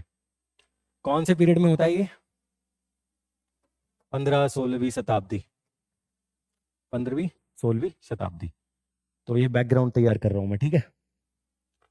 प्रबोधन युग शुरू होता है। प्रबोधन युग में क्या होता है अभी बताया था मैंने, वैश्वीकरण के ऊपर ज्यादा ध्यान देके धार्मिक चीजों को कम करेंगे, ठीक है? औद्योगिकरण के ऊपर फोकस करेंगे, साइंस के ऊपर, विज्ञान के ऊपर फोकस करेंगे। तो ये सब चीजों से क्या होगा, डिमांड क्रिएट होगी। किसकी डिमांड? जो भारत से सामान लेते हैं ये, ठीक है? भारत से सामान, तो फिर क्या करेंगे, खोज करेंगे। तो एक पॉइंट हो गया, कौन सा? प्रबोधन युग। क्वेश्चन अगर आ जाए प्रबोधन युग भी लिख दोगे ना, तो उसको समझ आ जाएगा एग्जामिनर को, इसको पता है पीछे का, ठीक है? मैं सिर्फ पॉइंटर्स लिखवाऊंगा, आप लिख सकते हो खुद, ठीक है? समझना है हमको, पॉइंटर्स मैं दे दूंगा, ठीक है? तो प्रबोधन युग की वो हो गया। नेक्स्ट पॉइंट लिखो, आर्थिक प्रगति, आर्थिक प्रगति, जिसके कारण पूर्वी वस्तुओं की मांग बढ़ी, पूर्वी वस्तुओं की मांग बढ़ी। इसमें सिर्फ इंडिया नहीं है, चाइना वाइना सब है, चीन वगैरह, ठीक है? सबकी डिमांड बढ़ रही है। नेक्स्ट पॉइंट लिखो, 1453 में उस्मानी साम्राज्य, उस्मानी लिख लोगे, उस्मानी साम्राज्य का बढ़ना, 1453 में उस्मानी साम्राज्य का बढ़ना। इसमें आगे लिखो, हाइफन देके लिखो, इसी में, इसी स्टेटमेंट में आगे लिखना है, भारतीय वस्तुओं में इजाफा की कीमतों में इजाफा, भारतीय वस्तुओं की कीमतों में इजाफा हो गया। समझ आ गया ना क्या लिखवा रहा हूं? पॉइंट बता चुका हूं मैं पीछे, ठीक है? इसी, अब देखो जब आंसर लिखोगे ना और ये पॉइंट आप लिखोगे, पॉइंट आपके दिमाग में है, पॉइंट आपके नोट्स में है, अपनी लैंग्वेज में आगे लिख दो। समझ आ रहा है ना? ठीक है, मैं पूरा नहीं लिखवा रहा हूँ स्टेटमेंट, वो बहुत ज्यादा हो जाएगा। पॉइंट्स के ऊपर ज्यादा फोकस करेंगे कि बैकग्राउंड रहे, समझ जाए, और पॉइंट्स रहे आपके पास, अपने से एक्सप्लेन कर सकते हो आप, ठीक है? आगे लिखो, चलो। इतना बहुत है इसमें, हाँ इतना बहुत है इसमें। अब एक हेडिंग दो, नेक्स्ट। इतना बहुत है, 2-3 पॉइंट बहुत है, ठीक है? इस पे क्वेश्चन बनता नहीं है। पुर्तगाल लिखो, अब हेडिंग दो पुर्तगाल। हाँ, पुर्तगालियों का आगमन, वास्को डी गामा लिखेंगे ना, लिख देता हूं मैं।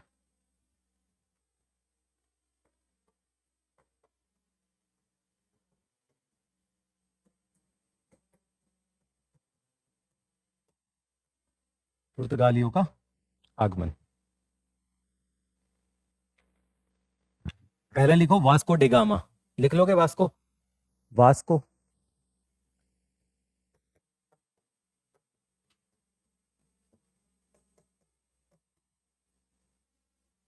देखो हिंदी सिंपल रखनी है आपको, बहुत कॉम्प्लेक्स नहीं करना है, बस कीवर्ड जो है वो लिखना है। अब पुर्तगाली ये तो नाम ही हो गया, ठीक है? वास्को तो नाम ही हो गया, बट पीछे मैंने एनलाइटनमेंट वाला वर्ड लिखवाया ना, वो कीवर्ड है।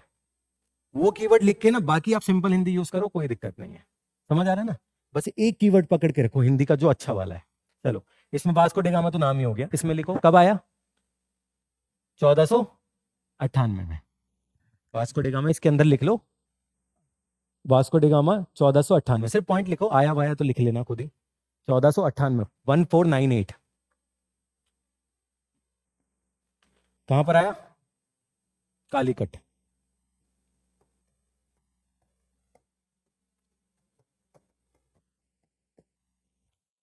ठीक है। हाँ, कालीकत, कालीकत, कालीकट टर्म्स की ये, क्योंकि ये जो वर्ड है द्रविडियन है, तो स्पेलिंग हर जगह तुमको अलग अलग मिलेंगी, ठीक है, तो उस पर ज्यादा मसले वाली बात नहीं है। कालीकट, ये तो समझ आ गया ना, कालीकट कैसे आया था, बताया था ना मैंने। चलो यहाँ तक भी ठीक है। इसमें इसी के वास्को डिगामा में ही लिखो नेक्स्ट पॉइंट, स्वागत करने वाला स्थानीय शासक कौन था? स्वागत करने वाला स्थानीय शासक समुतिरी।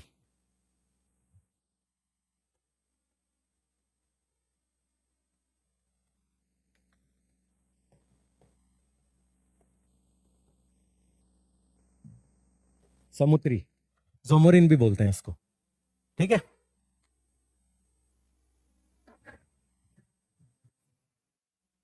अब ये क्या करता है, यहाँ से जहाज लेकर आता है अपने, और यहाँ सामान लेकर वापस जाता है पुर्तगाल, यूरोप में बेचता है और वहां फायदा उठाता है, ठीक है। ये हो गया, बस इसने काम क्या किया, समुद्री जो मार्ग है उसको खोज लिया। तो वास्को डिगामा ने समुद्री मार्ग खोजा भारत के लिए, कब? 1498 में। मैंने सिर्फ पॉइंट्स दिए हैं, लैंग्वेज आप लिख सकते हो, ठीक है, समझना इंपॉर्टेंट है। नेक्स्ट लिखो, ये वास्को डिगामा हो गया। सेकंड लिखो अब, पेड्रो अल्वारेज, मैं लिखवा देता हूं, थोड़ा नाम में आपको कंफ्यूजन होगा भी। पेड्रो अल्वारेज, काब्राल, काब्राल भी लिखी लो। एक तो हमको हिंदी में लिखना है, प्लस ये इंडियन है ही नहीं, पुर्तगाली है, तो नाम भी थोड़ा ऐसे ही होगा। पेड्रो अल्वारेज काब्राल, ये कब आता है? 1500 में। पेड्रो अल्वारेज, ये देखो जो प्रारंभिक परीक्षा है ना आपकी, उसमें ये सब पूछ सकता है, ठीक है। तो पेड्रो अल्वारेज काब्राल, इसमें लिखो कालीकट में, कालीकट में कारखाना, इसका सब पॉइंट, इस बंदे ने क्या क्या किया? हाँ, कालीकट में क्या खोला इन्होंने? कारखाना खोला, फैक्ट्री खोली। फैक्ट्री लिख लो, कारखाना लिख लो, जो भी आपको ठीक लगे, क्योंकि कहीं बुक में आपको कारखाना लिखा हुआ मिलेगा, कहीं आपको फैक्ट्री लिखा हुआ मिलेगा हिंदी में ही, ठीक है। इसी में लिखो, अरब जहाजों पर कब्जा किया, अरब जहाजों पर कब्जा किया, और कालीकट पर बमबारी, कालीकट पर बमबारी। हाँ, अभी थोड़ा डराएंगे धमकाएंगे, ठीक है।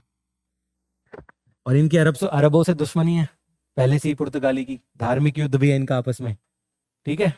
क्रूसेड का नाम सुना है? क्रूसेड नहीं सुना? क्रूसेड, मैं इस टॉपिक में जाना नहीं चाह रहा, चलो सुन लो। क्रूसेड में क्या हुआ था? धार्मिक युद्ध हुआ था।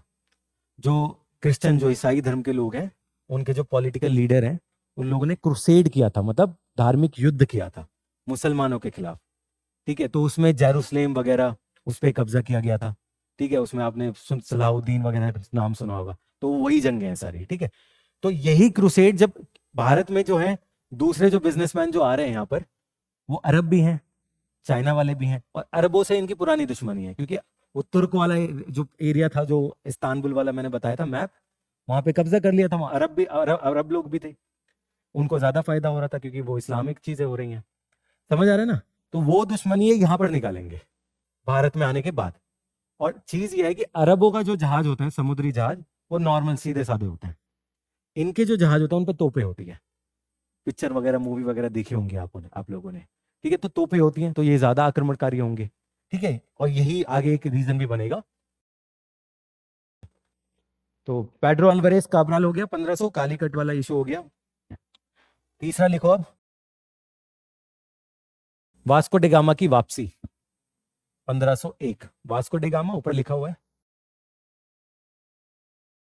इसमें लिखो पॉइंट, जमोरिन, जोमोरिन ऊपर लिखा है ना, समुद्री जमोरिन, वही उसका नाम लिखो। जमोरिन और वास्को डिगामा के बीच संबंध खराब होना, जोमोरिन और वास्को डिगामा के बीच संबंध खराब हो गए या होना, जो भी लिखो आप।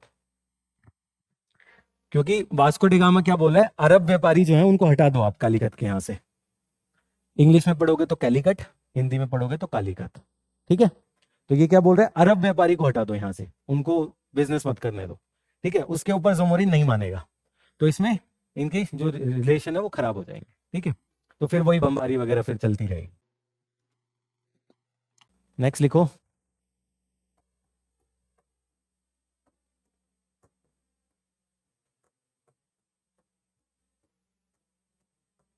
फ्रांसिस्को डी अल्मीडा, चौथा है ये, Francisco de Almeida, 1505।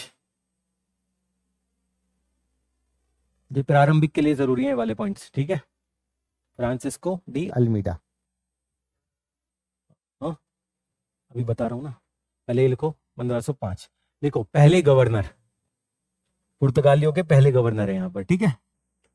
Vasco D gamma सिर्फ एक बिजनेसमैन की तरह आया था, आया व्यापारी की तरह और चला गया। जो गवर्नर बनेगा पुर्तगाली का पहला, वो कौन है? अल्मीडा, ठीक है। तो ये कब आता है? 1505 में। इसी में लिखो दूसरा, इसी अल्मीडा के अंदर ही लिखो पॉइंट एक और, पुर्तगालियों की हार, पुर्तगालियों की हार, ब्रैकेट में लिखो गुजराती सुल्तान, गुजरात का सुल्तान और मिस्र के सुल्तान।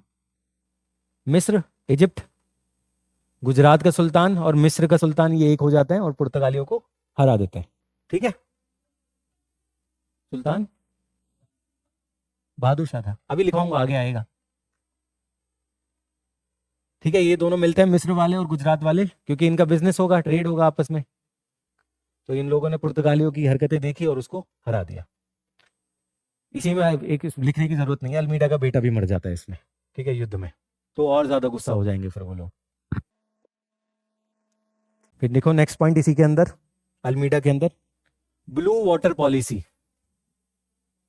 हिंदी में ही लिखना है, ब्लू वाटर पॉलिसी, इंग्लिश में ब्रैकेट में लिख लेना ब्लू वाटर पॉलिसी। कहीं कहीं आपको दोनों लिखने पड़ेंगे, ठीक है। ब्लू वाटर पॉलिसी, ये भी किसने शुरू की? अल्मीडा ने। इसको कारताज प्रणाली भी कहते हैं, कभी कंफ्यूजन मत होना, लिख लो यहीं पर ही।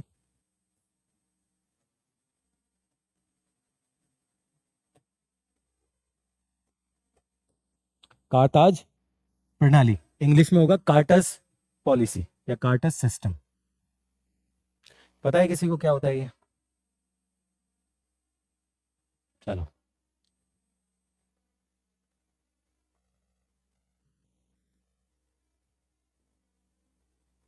अफ्रीका है, एशिया है, भारत है, ठीक है, इतना तो क्लियर है। कैलिकट में आते हैं ये लोग, ठीक है।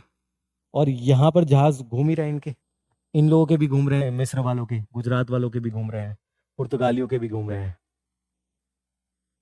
अब जमीन पे तो इनकी पावर है नहीं, जमीनी ताकत तो है नहीं पुर्तगाल वाले लोग, लेकिन समुद्री ताकत है।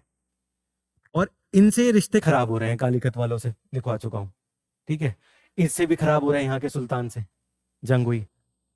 इसमें ये क्या करेंगे, जो इनके जो ये वाला सिस्टम है, जो इनके जहाज है, समुद्री जहाज, उसमें क्या है? तोपे हैं, दूसरे लोगों की नहीं है। तो ताकत किसकी ज्यादा है? जिसके पास हथियार ज्यादा है, तोपे हैं। तो उसमें क्या करेंगे? ब्लू वाटर पॉलिसी लेकर आते हैं। ब्लू वाटर, इसमें जमीन वाला वर्ड नहीं है, ब्लू वाटर, ब्लू वाटर। उसमें क्या होगा, जो भी जहाज पानी में निकलेंगे, ठीक है, ओशन के अंदर, समुद्र के अंदर निकलेंगे, कोई भी जहाज पुर्तगालियों के अलावा, चाहे वो गुजराती हो, चाहे मिस्र का हो, चाहे किसी का भी हो, चाहे मुगलों का हो या मराठा होगा, किसी का भी जहाज हो, उसको ना एक पास लेना होगा। जैसे आपका आईडी कार्ड होता है, कॉलेज में एंट्री करते हो, आईडी कार्ड लेकर जाते हो, तो एक पास लेना होगा कि आप पास लेकर ही समुद्र में उतरोगे। अगर आपके पास पास नहीं होगा, या तो आपको गुलाम बना लिया जाएगा, आपका जहाज को कब्जे में ले लिया जाएगा, या आपको मार दिया जाएगा, क्योंकि इनके पास तोपे हैं और पानी में इनको कंट्रोल करने वाला कोई है नहीं अभी तक। अभी अंग्रेज नहीं आए हैं, ये ध्यान रख, अभी अंग्रेज समुद्री ताकत है वो नहीं आई है अभी, ठीक है। तो उसी को बोलते हैं blue water policy, carts system, carts प्रणाली, ठीक है। तो वो लेकर आए ये लोग। तो कौन लेकर आया? वो गवर्नर क्या नाम है? अल्मीडा, ठीक है। तो क्वेश्चन जब बनेगा उसमें ये लिखा जाएगा आपको कि ये कौन से गवर्नर के दौरान आया। नेक्स्ट लिखो, नेक्स्ट गवर्नर, अगला,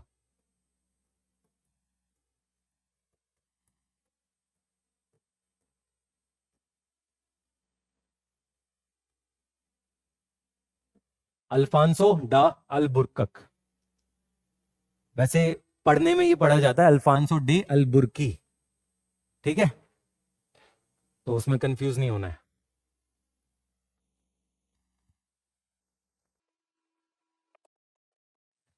इसमें लिखो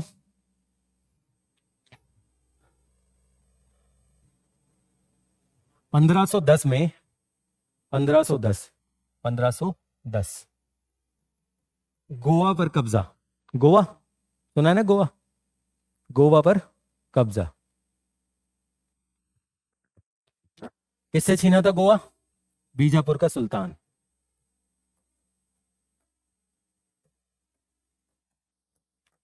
इसको हराता है और गोवा पे, हाँ, बीजापुरी सुल्तान बना, इतना लिख लो बहुत है। ये जरूरी ये है कि आपको किसने कब्जा किया गोवा पर, वो कौन था, वो याद रखना है। अल्फांसो दी अल्बुर्की पढ़ते हैं, लिखते वैसे हैं। क्योंकि पुर्तगाली वर्ड है ना वो, उसका तो पढ़ने में और लिखने में फर्क होगा। नेक्स्ट लिखो खाड़ी। इसी में खाड़ी क्षेत्र में, खाड़ी, खाड़ी सुना ना, खाड़ी देश, खाड़ी क्षेत्र में लकड़ी के व्यापार पर प्रतिबंध। खाड़ी क्षेत्र में लकड़ी के व्यापार पर प्रतिबंध। ये ताकत बनाएगा पुर्तगालियों की। नेक्स्ट लिखो इसने पुर्तगाली पुरुषों को भारतीय महिलाओं से विवाह हेतु प्रोत्साहित किया। भारतीय महिलाओं से विवाह का प्रोत्साहित किया, ठीक है, ये तो लिख लोगे, अपने वर्ड्स में लिख लो, कोई दिक्कत नहीं है। इसी में लिखो अगला, अलेक्जेंडर के बाद, सुना है अलेक्जेंडर, सिकंदर भी बोलते हैं जिसको। अलेक्जेंडर के बाद लिख लो, अलेक्जेंडर के बाद पहला यूरोपीय। अगर आप दिल्ली जैसे शहर में बजट में आईएएस की तैयारी करना चाहते हैं तो इस वीडियो को एंड तक जरूर देखें। ये है बनो आईएएस। इसको रन करने वाले हैं UPSC qualified ex civil servant and Jamia RCA alumni. यहाँ की फैकल्टी को ना केवल यूपीएससी एग्जाम का एक्सपीरियंस है बल्कि पढ़ाने का भी सालों का एक्सपीरियंस है। ये एक्सपर्ट फैकल्टी हर टॉपिक को अच्छे से एक्सप्लेन करते हैं, उसके बाद हर टॉपिक को डिक्टेट करते हैं ताकि आपके पास अपने खुद के हैंड रिटन नोट्स हो। साथ ही क्लास में प्रीलिम्स और मेंस के प्रीवियस ईयर क्वेश्चन को सॉल्व किया जाता है और डिस्कस भी किया जाता है। यहाँ पे आपको सिविल सर्वेंट्स जैसे कि आईएएस, आईआरएस और एक्स सिविल सर्वेंट्स साथ के साथ जामिया आरसी के एलुमनाई आपको पर्सनल मेंटरशिप देते हैं। डेली आंसर राइटिंग जो कि सारे टॉपर्स रिकमेंड करते हैं, इस पर यहाँ पे बहुत फोकस किया जाता है जो कि बाकी कोचिंग्स में नहीं होता है। इसके साथ ही आपको मिलती है प्रीलिम्स और मेंस की टेस्ट सीरीज जो आपको एग्जाम के लिए रेडी करती है। यहाँ के अगर हाईलाइट्स की बात करें तो स्मॉल बैच साइजेस जिसमें 60 स्टूडेंट्स होते हैं और जीएस कोर्स के साथ आपको एसए और सीसैट की क्लासेस भी होती है जिसके लिए आपको अलग से पे करने की जरूरत नहीं है। और ये लोकेटेड है सुखदेव विहार मेट्रो स्टेशन के बिल्कुल सामने। तो देर किस बात की, आज ही स्टार्ट करें और अपने यूपीएससी के सपने को साकार करें। थैंक यू फॉर वॉचिंग बनो आईएएस।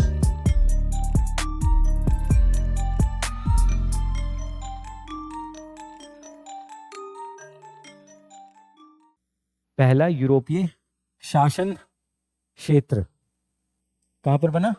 गोवा में। अलेक्जेंडर कब आया था? 200 या 300, 323 और 25 ईसा पूर्व आया था। उसके बाद अब ये कौन सा साल चल रहा है? 1516वीं शताब्दी चल रहा है, ठीक है। तो कितने साल हो गए, कितने शतक हो गए, या ये बता दो शताब्दी?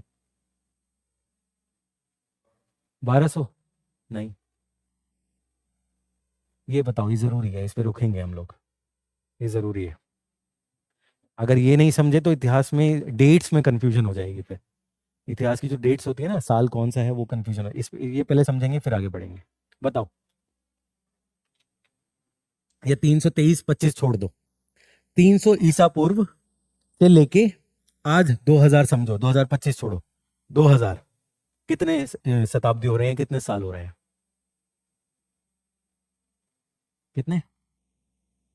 कितना नहीं, कितनी शताब्दी हो रहे हैं? शताब्दी तो समझ रहे हो ना कितना होता है? 100 साल। 300 ईसा पूर्व और अभी 2000, 2025 छोड़ो, 2000 कितनी? 16 शताब्दी नहीं, 71 नहीं, 71 तो बहुत ज्यादा हो गया।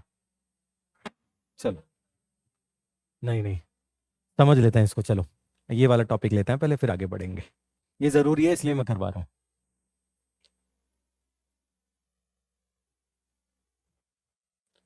ये हो गया 0। जब ईसा, सुना है ना, ईसा पूर्व, ईसा का जब जन्म हुआ उनके टाइम का पीरियड को हम 0 लेते हैं। अभी क्या चल रहा है? 2025, 2000 लेके चलो, 25 हटाओ। तो ये 2000 कहां से है? इस 0 से, ईसा के आने के बाद 2000 साल चल रहा है अभी। ये समझ आ गया? अब जब हम बोलते हैं ईसा पूर्व, उसको इंग्लिश में बोलते हैं बीसी, बिफोर क्राइस्ट। वो होता है ये 0 से पहले।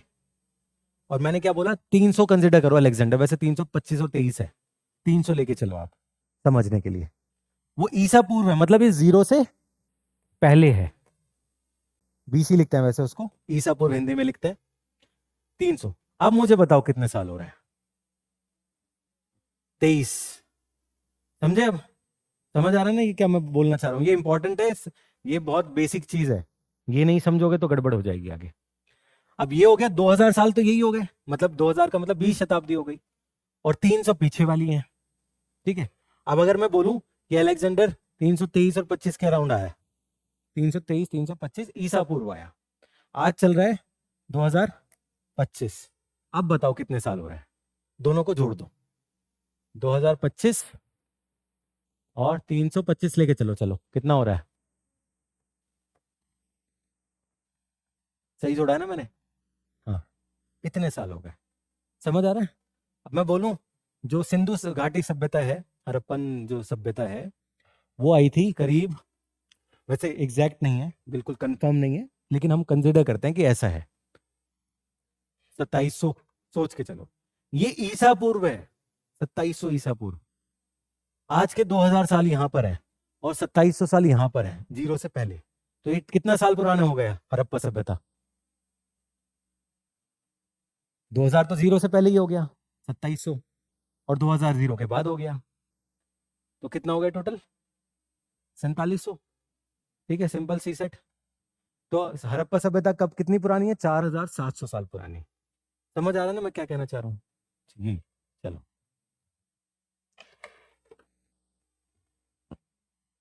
लास्ट क्या लिखवाया था मैंने? हाँ ठीक है, इसमें सारे पॉइंट्स नहीं लिखवा रहा हूं मैं, काफी पॉइंट्स बुक के अंदर हैं, आप वो पढ़ोगे ही।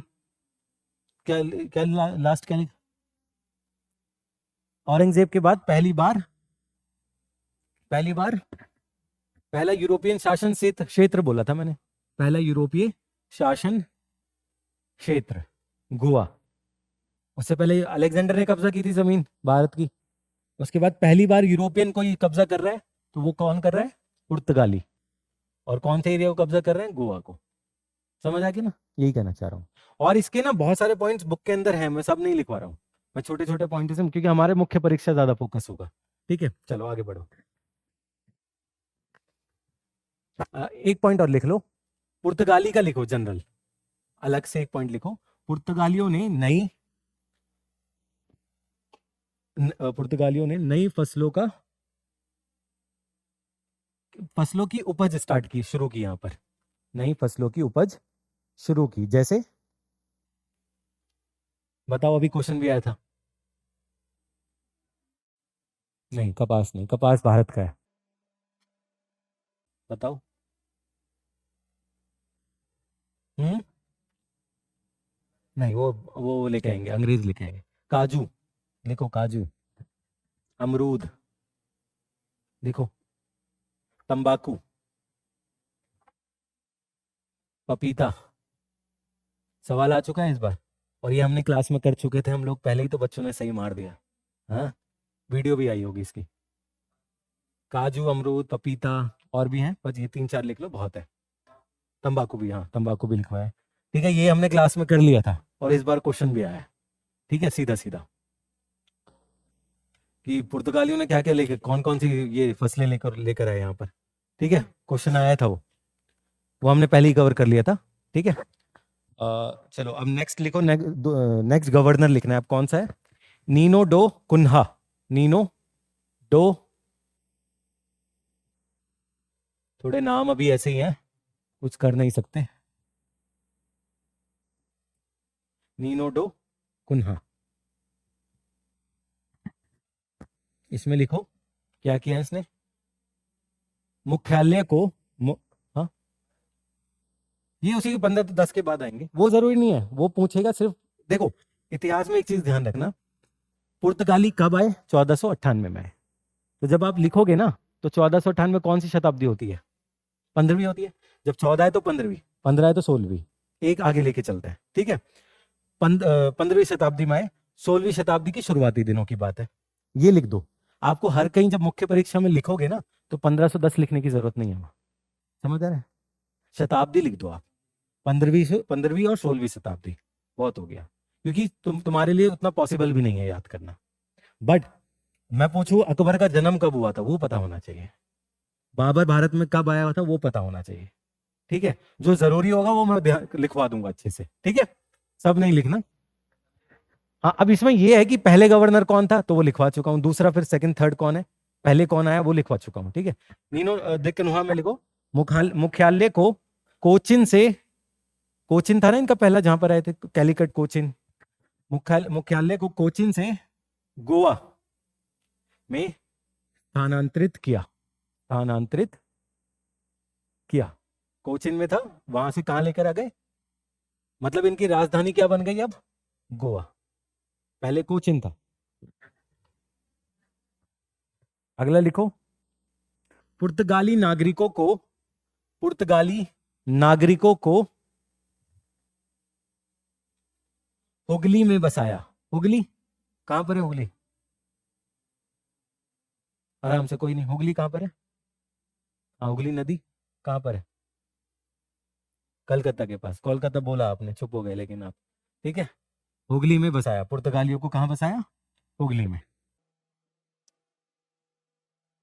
अगला लिखो। पुर्तगालियों ने बहादुर शाह की हत्या की, हत्या कर दी।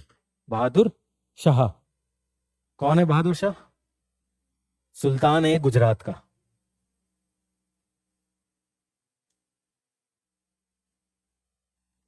बहादुर शाह की हत्या कर दी। अब मैं थोड़ी स्टोरी बता देता हूँ, वैसे लिखने की जरूरत नहीं है। मुगल शहंशाह हुमायूं, पता है? हुमायूं और बहादुर शाह की जंग होती है। तो जंग जब होती है तो उसमें मुगल शहंशाह हुमायूं ताकतवर है उसमें, और बहादुर शाह थोड़ा कमजोर है। तो गुजरात को जब कब्जा करना होता है हुमायूं को, तो बहादुर शाह पर आक्रमण होता है। और उसमें बहादुर शाह क्या करता है? पुर्तगालियों की मदद लेता है, क्योंकि वो इसी टाइम मुगल पावर में भी जा रहे हैं। शुरुआती दिनों की बात है मुगलों की। ठीक है, 1526 के बाद, हम वही टाइम पीरियड है, हम उसी शताब्दी की बात कर रहे हैं जब मुगल आए थे इंडिया में। पहले पुर्तगाली आए, मुगल बाद में, ये ध्यान रखना। वो 1498 में आए पुर्तगाली, मुगल कब आए? 1526 में, 28 साल बाद। तो वही टाइम चल रहा है, शुरुआती मुगलों के दिन। ठीक है, तो हुमायूं आक्रमण करता है बहादुर शाह के ऊपर गुजरात को कब्जा करने के लिए। एक और है, थोड़ी लेजेंड है, वो स्टोरी है, हकीकत का नहीं पता लेकिन स्टोरी है। गुजरात का जो बहादुर शाह है ना, वो एक राजपूत स्टेट के ऊपर आक्रमण करता है, रणथंबोर, सुना होगा। रणथंबोर राजस्थान में, वहां पे एक रानी थी, रानी कर्णवती। तो रानी कर्णवती वाला जो किला होता है जहां पर वो होती है, उसके ऊपर आक्रमण कौन करता है? बहादुर शाह, जो कि गुजरात का सुल्तान है, क्योंकि राजस्थान का बॉर्डर और गुजरात का बॉर्डर टच है आज। ठीक है, तो क्लोज है। उस टाइम हुमायूं जो होता है वो बंगाल में होता है। बंगाल दूर है, बिल्कुल एकदम दूसरे कोने पर है। तो बंगाल में जब होता है और रानी कर्णवती के ऊपर जब हमला होता है, अब रानी कर्णवती मुंह बोली बहन होती है किसकी? हुमायूं की। ठीक है, ये स्टोरी है, और ऐसा बोला भी जाता है, एक लेजेंड है, सच्चाई नहीं। लेजेंड ये भी है कि रक्षाबंधन वहीं से शुरू होता है। ठीक है, तो उसमें रानी कर्णवती राखी भेजती है किसको? हुमायूं को। बट हुमायूं होता कहां पर है? बंगाल में, बहुत दूर, और करीब करीब 2200-2500 किलोमीटर दूर। तो जब तक हुमायूं वापस आता है तो रानी कर्णवती जौहर कर चुकी होती है। मतलब रणथंबोर, ये जो इलाका है, उन सब के ऊपर जो मेवाड़ वाला इलाका है उस पर कब्जा कर चुका होता है बहादुर शाह, और रानी कर्णवती जौहर कर चुकी होती है। तो यहाँ से दुश्मनी पहले ही बन चुकी होती है। फिर हुमायूं जब यहाँ आता है तो गुजरात को कब्जा भी करना है उसको, तो वो आगे बढ़ जाता है, फिर गुजरात को कब्जा करता है, बहादुर शाह के ऊपर आक्रमण करता है, बहादुर शाह हारता है, पुर्तगालियों के पास जाता है, मदद लेता है। पुर्तगालियों जब गुजरात कब्जा हो जाता है तो पुर्तगाली और बहादुर शाह की बनती नहीं है। कुछ एरिया होते हैं जिनको मांग रहा होता है पुर्तगाल वाले लोग, बसीन वगैरह, तो मांगते हैं, उसके ऊपर बात बनती नहीं है, बहादुर शाह को अपने जहाज पे बुला के मार देता है। तो किसने मारा था ये क्वेश्चन आ चुका है, ठीक है। तो जो मैं स्टोरी बताता हूँ वो जरूरी है, स्टोरी है ये, यही क्वेश्चन आ चुका है, बहादुर शाह को किसने मारा था? पुर्तगालियों ने मारा, ठीक है। ये लग रहा होगा आपको कि बस ऐसे ही हो रहा है, लेकिन सब इंपॉर्टेंट होता है। तो कुछ कुछ चीजें ना आप साइड में लिख लिया करो जो आपको ठीक लगे, ठीक है। तो बहादुर शाह को किसने मारा पुर्तगाली, तो हो गया। चलो आगे लिखते हैं।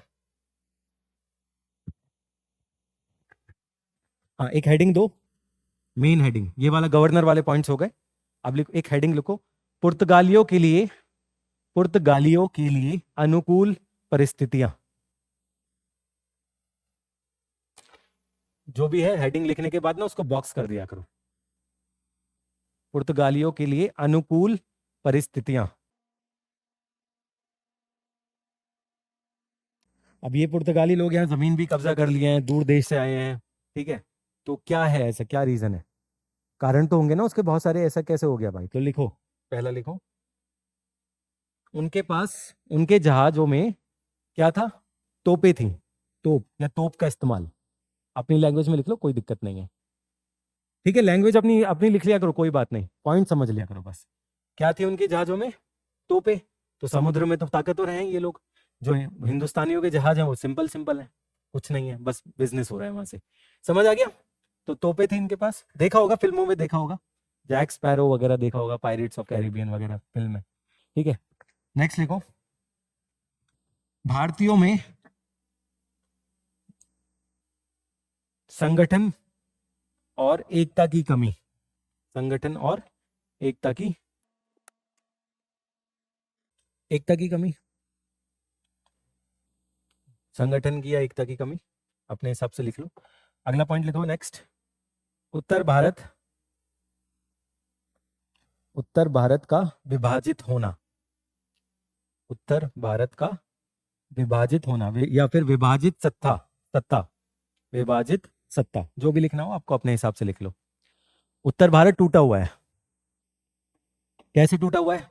मुगल तो सीमित है कुछ दिल्ली के आसपास, मराठा भी टूट चुके हैं, ठीक है, और उधर बंगाल वाले लोग अलग अपना लाइफ जी रहे हैं, अवध वाले अलग हैं, सिख अलग हैं, ठीक है। तो ये टॉपिक भी है, ये कराऊंगा मैं, अच्छे से कराऊंगा, ठीक है, मुख्य परीक्षा के लिए कराऊंगा। ये सीधी सीधी चीजें हैं कि जो भारत है, देखो, जब आधुनिक भारत या इतिहास का कोई भी चैप्टर होता है, चाहे तुम्हारा मध्यकालीन भारत हो, चाहे प्राचीन भारत हो, या आधुनिक भारत हो, इसमें जो नक्शा यूज करोगे, मैप यूज करोगे, वो 1947 से पहले का यूज करोगे, आज वाला यूज नहीं करोगे, ठीक है। तो इसमें नक्शा सिंपल है, यहां तक जाएगा, पाकिस्तान वाला रीजन भी अपने में ले लेते हैं हम लोग, अखंड भारत बनाएंगे, और ये, ठीक है, यहाँ कश्मीर वाला रीजन है, ठीक है, आगे तक जा रहे हैं। अब इसमें क्या है, यहां पर कौन है? सिख, यहां राजपूत है, यहां पर मुगल है, यहाँ अवध वाले लोग हैं नवाब, यहाँ बंगाल वाले लोग हैं नवाब, यहाँ निजाम है,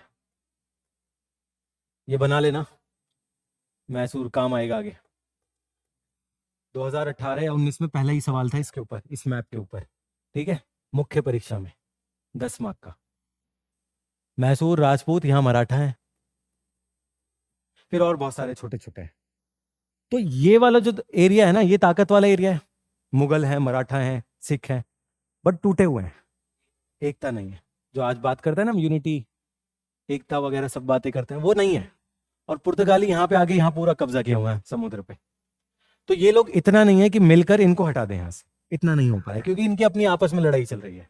मराठा मुगल की हो रही है, मुगल सिखों की हो रही है, मैसूर निजाम की हो रही है, मैसूर टीपू सुल्तान मराठाओं की हो रही है, ठीक है, इनके आपस में जंग चल रही है। तो इसमें फायदा बाहर वाले ही उठाएंगे, जाहिर सी बात है, घर घर की कहानी है ये तो, ठीक है। तो एक ये पॉइंट लिखवाया मैंने आपको। हाँ, अगला लिखो, भारतीय नौसेना का कमजोर होना। मैप बना लिया, रफ बना लो, कोई बात नहीं, परफेक्ट बनाने की जरूरत नहीं है। कार्टोग्राफी उसमें नहीं लेना एडमिशन आपको, सिंपल बनाओ एकदम। और मैप बनाना थोड़ा प्रैक्टिस करना, ठीक है। क्या लिखवा भारतीय नौसेना का कमजोर होना। नौसेना तो थी नहीं, कमजोर होना तो छोड़ो, थोड़ा बहुत ताकतवर थी तो वो मराठाओं की थी बस। राजेंद्र चोला वगैरह जब पढ़ोगे ना आप मध्यकालीन भारत में, वहां पर ताकत थी नौसेना की, ठीक है। उसके ऊपर भी कुछ सवाल आ चुका है। तो सिंपल मैप बना लिया, ये काम करेगा आगे। चलो, क्या कितने पॉइंट्स हो गए इस वाले टॉपिक में? क्या क्या बोलना? बहुत है, 4 पुर्तगाली के लिए 4 बहुत है, क्योंकि अंग्रेजों का मैं लिखवाऊंगा 8-10, ठीक है। अंग्रेजों पे ही क्वेश्चन आएगा, पुर्तगाली पे बहुत कम चांस है अगर आया तो, ठीक है। 4 पॉइंट में काम हो जाएगा, ठीक है। चलो आगे बढ़ते हैं अब। हाँ, एक हेडिंग दो, धार्मिक नीति। धार्मिक नीति पुर्तगालियों की, अभी टॉपिक वही चल रहा है पुर्तगाल वाला। धार्मिक नीति, पहला पॉइंट लिखो, मुसलमानों के प्रति असहिष्णुता। असहिष्णुता, पहले असहिष्णुता लिख लेते हैं।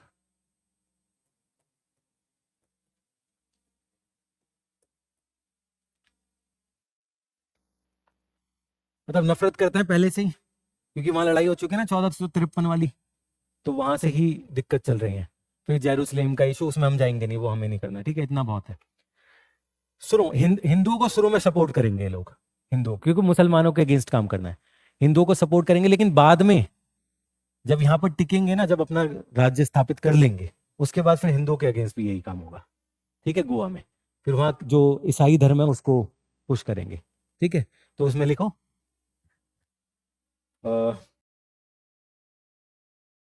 एक सेकेंड रुकना, धार्मिक नीति, हाँ नेक्स्ट पॉइंट लिखो, ईसाई पादरियों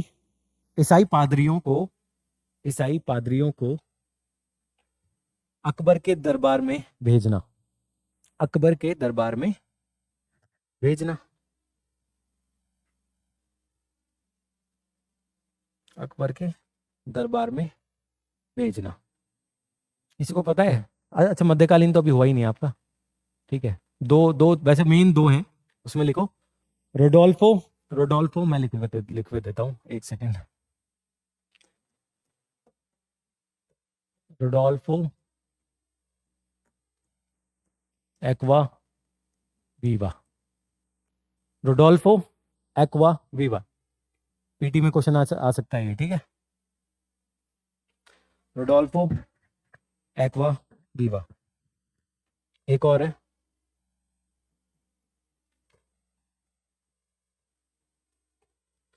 मॉन्सोरेटी रोडोल्फो एक्वाविवा मॉन्सोरेटी। इन पादरियों को भेजता है किसके दरबार में? अकबर के दरबार में। तो पुर्तगाली भी हैं, मुगल्स भी हैं ऊपर, ठीक है, ध्यान आ रहा है।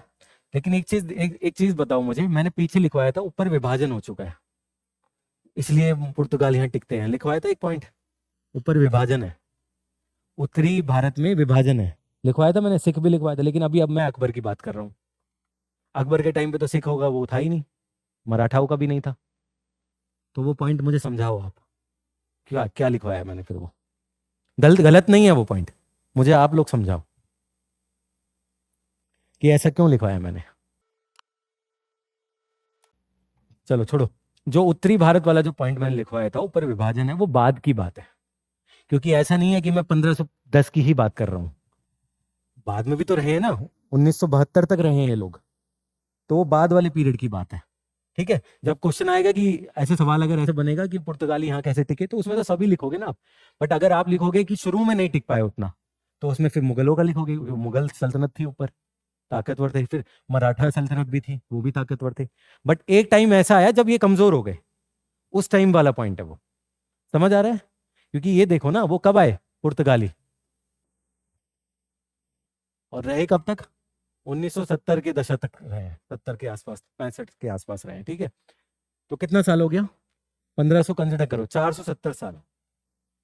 इसमें मुगल भी आके चले गए, 1526, 1857 खत्म मुगल। मराठा भी आके चले गए, वो भी खत्म हो गए। और भी विजयनगर वाले भी आए, वो भी चले जा चुके हैं। मैसूर वाले आए, वो वैसे बचे रहे, लेकिन हैदर अली टीपू सुल्तान खत्म हो गए, ठीक है। तो ये बहुत लंबा टाइम है, ठीक है। तो वो जो मैंने लिखवाया ना उत्तरी भारत में जो विभाजन वगैरह, वो आखिरी वाले टाइम की बात कर रहा हूं मैं, ठीक है। चलो अभी हम पुर्तगाली की बात करेंगे। तो पुर्तगाल ये है, उसमें एक छोटा सा एक इवेंट हुआ था जिसमें वो अकबर के टाइम पे वो गए थे, तो वो अलग पॉइंट है, समझ आ रहा है ना। हिस्ट्री में ऐसी स्ट्रेच में चलेगा, लंबा उस समय में चलेगा। इसको बोलते हैं जमा और मकाम। किस जगह की बात है मकाम, जमा किस जमाने की बात है, टाइम की बात है, ठीक है। तो समझ आ रहा है ना वो पॉइंट, कंफ्यूज नहीं होना उसमें। चलो लास्ट पॉइंट बताओ क्या लिखा था मैंने। हाँ चलो अगला लिखो। हेडिंग दो, मुगलों के साथ संबंध। कैसे संबंध थे मुगलों के साथ, एक पॉइंट तो ऊपर लिखवा ही चुका हूं अकबर वाला, ठीक है, उसको दोबारा नहीं लिखवाऊंगा। मुगलों के साथ संबंध, इसको हेडिंग बना के लिखना। पहला पॉइंट लिखो अकबर, सिर्फ अकबर लिख के छोड़ दो, ऊपर है पॉइंट, ठीक है। समझ आ रहा है ना ये पॉइंट, ऊपर लिख चुके हैं तो हम दोबारा नहीं लिखेंगे।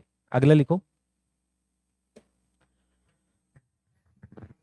1608 में, अगला पॉइंट 1608, 1608, हाँ 1608 में captain Hawkins, captain Hawkins, bracket में लिखना अंग्रेज, पुर्तगाली नहीं है ये, अंग्रेज है। कैप्टन हॉकिंस लिख लोगे, हॉकिंस सूरत पहुंचे, सूरत जो गुजरात में है, सूरत, सूरत पहुंचे। साइड में लिख लेना कि कैप्टन हॉकिन अंग्रेज है, पुर्तगाली नहीं है, ये मैं बार बार बोल रहा हूं आप लोगों को। तो 1608 में कैप्टन हॉकिंस कहां पहुंचते हैं, सूरत में। उसके बाद पहुंचते हैं, सूरत के बाद कहां पहुंचते हैं, जहांगीर के दरबार में। 1608 में कहां पर आ गए, जहांगीर के दरबार में। जहांगीर कौन है, मुगल बादशाह, ठीक है। अकबर वाला पॉइंट तो ऊपर हो गया। पुर्तगालियों ने, इसी में लिखो, पुर्तगालियों ने इसका विरोध किया, पुर्तगालियों ने कैप्टन हॉकिंस का विरोध किया कि वो, अब ये अंग्रेज है ना, कंपटीशन बन रहा है, बिजनेस में कंपटीशन ला रहे हैं ना अंग्रेज, ये लोग यहाँ पर आ जाएंगे तो कंपटीशन बढ़ेगा, जो पुर्तगाली लोग कर रहे थे उनसे कंपटीशन हो गया, तो वो ब्लू वाटर पॉलिसी वो सब खत्म होगा, अंग्रेज आ गए हैं, ठीक है। हाँ, तो पुर्तगाली विरोध कर रहे हैं कि जो अंग्रेज है वो ना जाए मुगलों के पास, क्योंकि मुगल शहंशाह है, वही परमिशन देंगे ट्रेड यहाँ पे बिजनेस करने का। सूरत वगैरह सब मुगलों के पास है, ठीक है, बंगाल मुगलों के पास है, तो परमिशन कौन देगा, मुगल देंगे। तो कैप्टन हॉकिंस जो कि एक अंग्रेज है, वो अगर मुगल के दरबार में पहुंच गया तो वो परमिशन ले लेगा, परमिशन ले लेगा तो बिजनेस करेगा, बिजनेस करेगा तो कंपटीशन बढ़ेगा। किसके खिलाफ कंपटीशन बढ़ेगा, पुर्तगालियों के। तो इतना भी होता है कि पुर्तगाली कोशिश करते हैं कि ये पहुंचे ही ना, रोक रास्ते में इसको मारने मारने की कोशिश भी करते हैं, ठीक है। तो यहां पर क्या होता है, जहांगीर ना 400 नंबर की मनसब देता है, किसको, हॉकिंस को। कितना, लिख लो, ब्रैकेट में लिख लो 400। ये मैं ज्यादा इसमें नहीं जाऊंगा क्योंकि ये मध्यकालीन में हो जाएगा, जो मुगल वाला चैप्टर है। 400 मनसब, मनसब, मनसब एक पोजीशन होती है ऑफिस की, ठीक है, पोस्ट होती है एक, वो मध्यकालीन जब सब सर कराएंगे ना वहां समझा देंगे, ठीक है। 400 मनसब किसको दिया, कैप्टन हॉकिंस को, मतलब सपोर्ट मिल गया मुगल का। और सैलरी भी इसकी फिक्स, वेतन भी फिक्स करते हैं इसका, कितना, 30,000 रुपए। अभी भी हम कैंपस प्लेसमेंट लेते हैं तो 30,000 40,000 की नौकरी मिलती है, कैप्टन हॉकिंस को 30,000 की उस टाइम पे मिल रही है, समझ आ रहा है। 400 वेतन। ये बोलते हैं कि जब अकबर का पीरियड था यहाँ पर, अकबर औरंगजेब तक, जो मुगल सूबेदार की जो वेतन था, मुगल सूबेदार का जो वेतन था, वो इंग्लैंड के राजा की पूरी सैलरी जितने भी इनकम होती है उससे ज्यादा है, था उस टाइम पर। इसलिए क्या बोलते हैं, सोने की चिड़िया, इसीलिए बोलते हैं, ठीक है। इसीलिए कंपटीशन को मारा भी जाता है, बाद वो समझ आ जाएगा, आगे मैं बताऊंगा, चीजें धीरे धीरे क्लियर होंगी, ठीक है।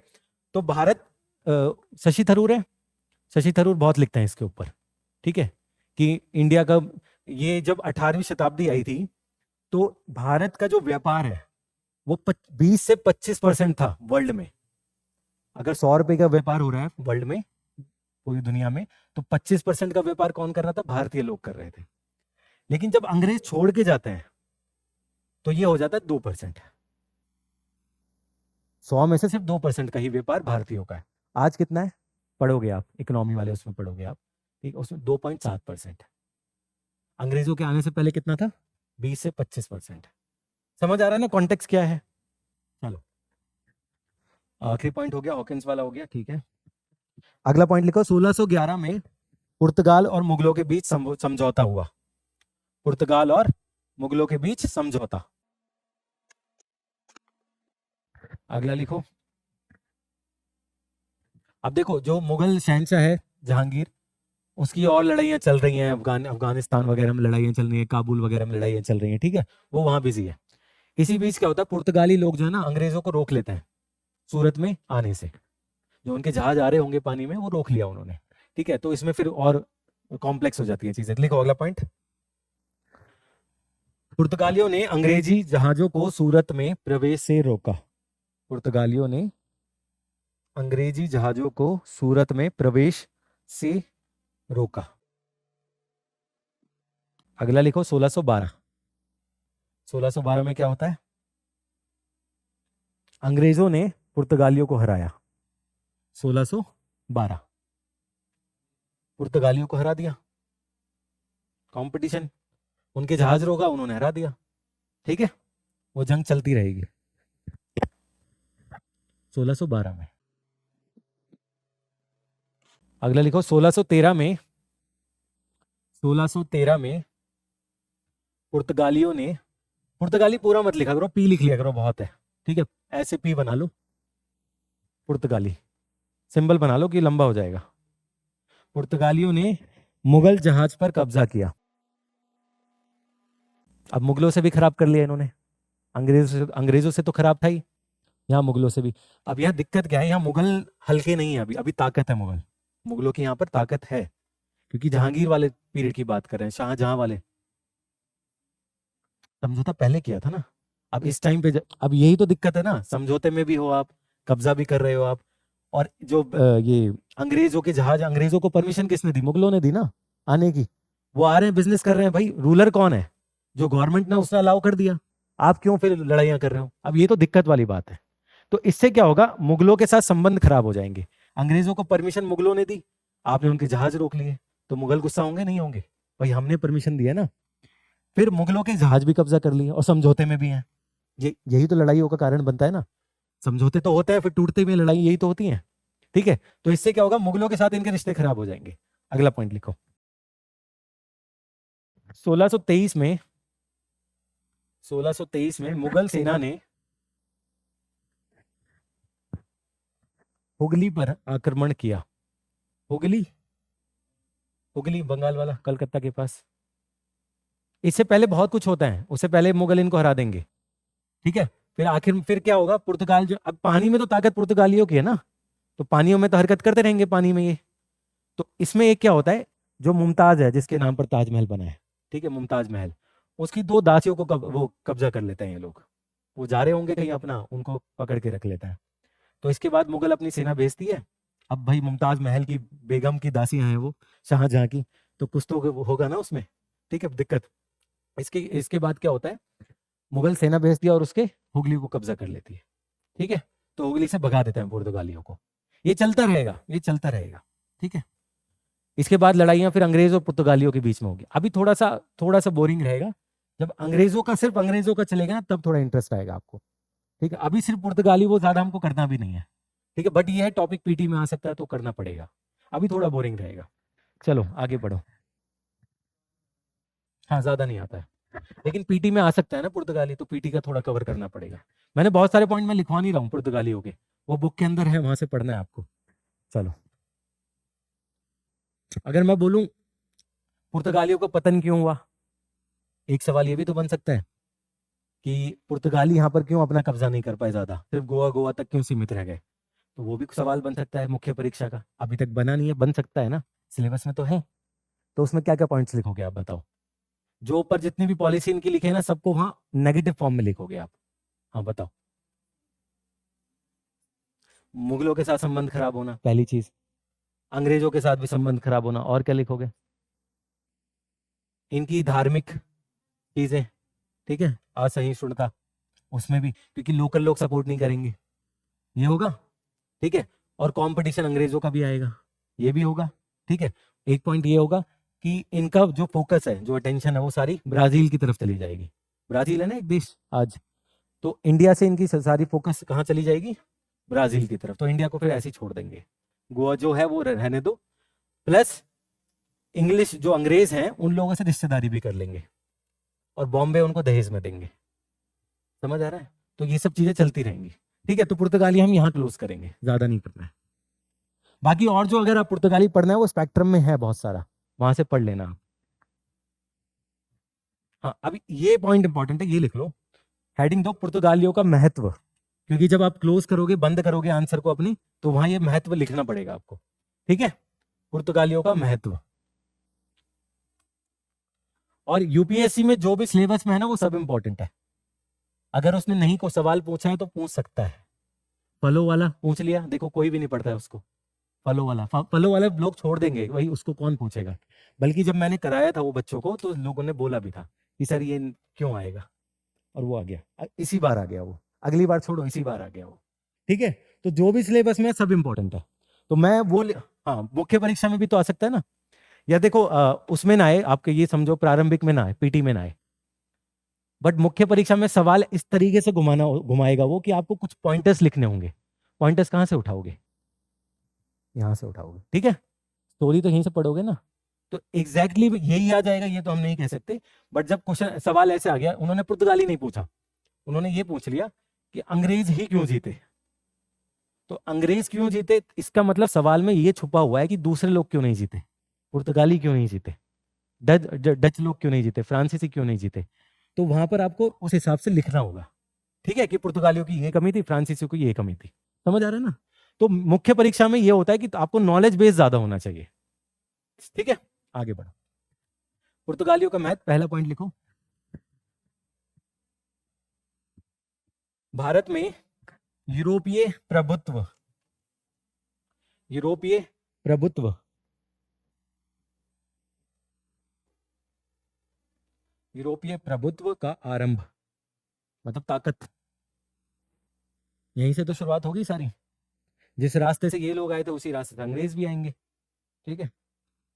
अगला लिखो, नौसैनिक शक्ति, नौसैनिक शक्ति के रूप में उदय, या नौसेना का उदय, जो भी लिख सको आप। अब यहां से भारतीयों को पता चलेगा कि नौसेना का भी एक ताकत है, नौसेना की भी, अभी तक जो आप ध्यान नहीं दे रहे हैं, ठीक है। ये भी पता चलेगा ना, नौसेना की भी जरूरत है। अगला लिखो, नई नई सैनिक तकनीक, नई, अगला पॉइंट है नई सैनिक तकनीक, इसको सैन्य नवाचार भी कहते हैं। तो नई सैनिक तकनीक भी बहुत है, ठीक है। इसमें लिखो उदाहरण, तोपे तो है ही, तकनीक है ना, तोपे लिखो। अब देखो तोपे मुगलों के पास भी है, बट ये कौन सी तकनीक है? नौसेना वाली तोपे। मुगलों के पास भी तोपे हैं, मराठाओं के पास भी तोपे हैं, बट ये नौसेना वाली तोपे हैं, ठीक है। उसमें आगे लिखो, मार्च लॉक बंदूकें, मार्च लॉक,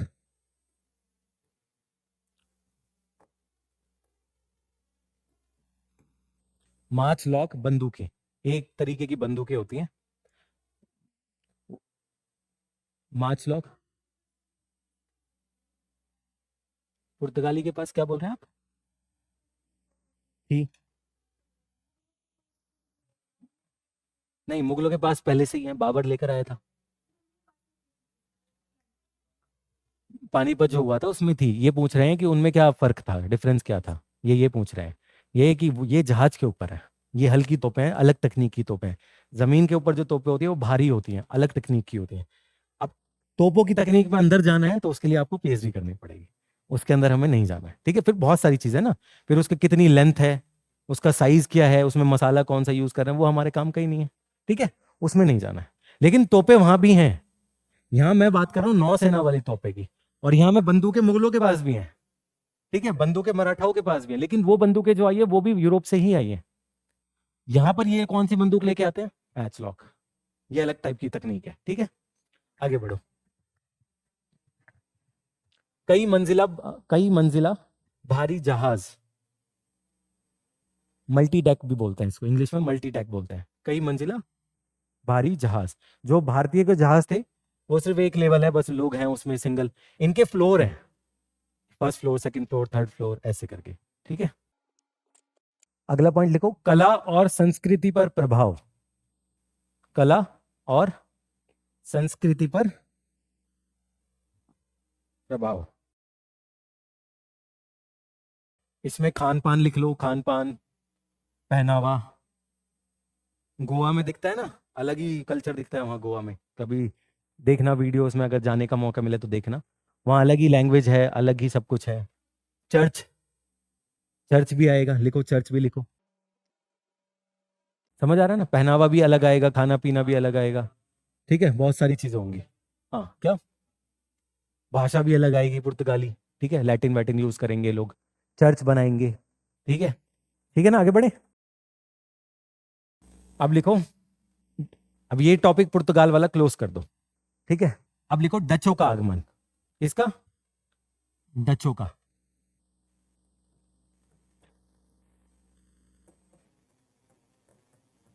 आधुनिक भारत में सबसे बोरिंग यही वाला टॉपिक होता है,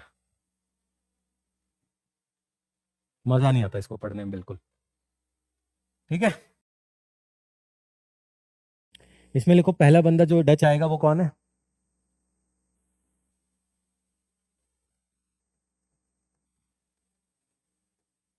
वैसे पूरा नाम ये है,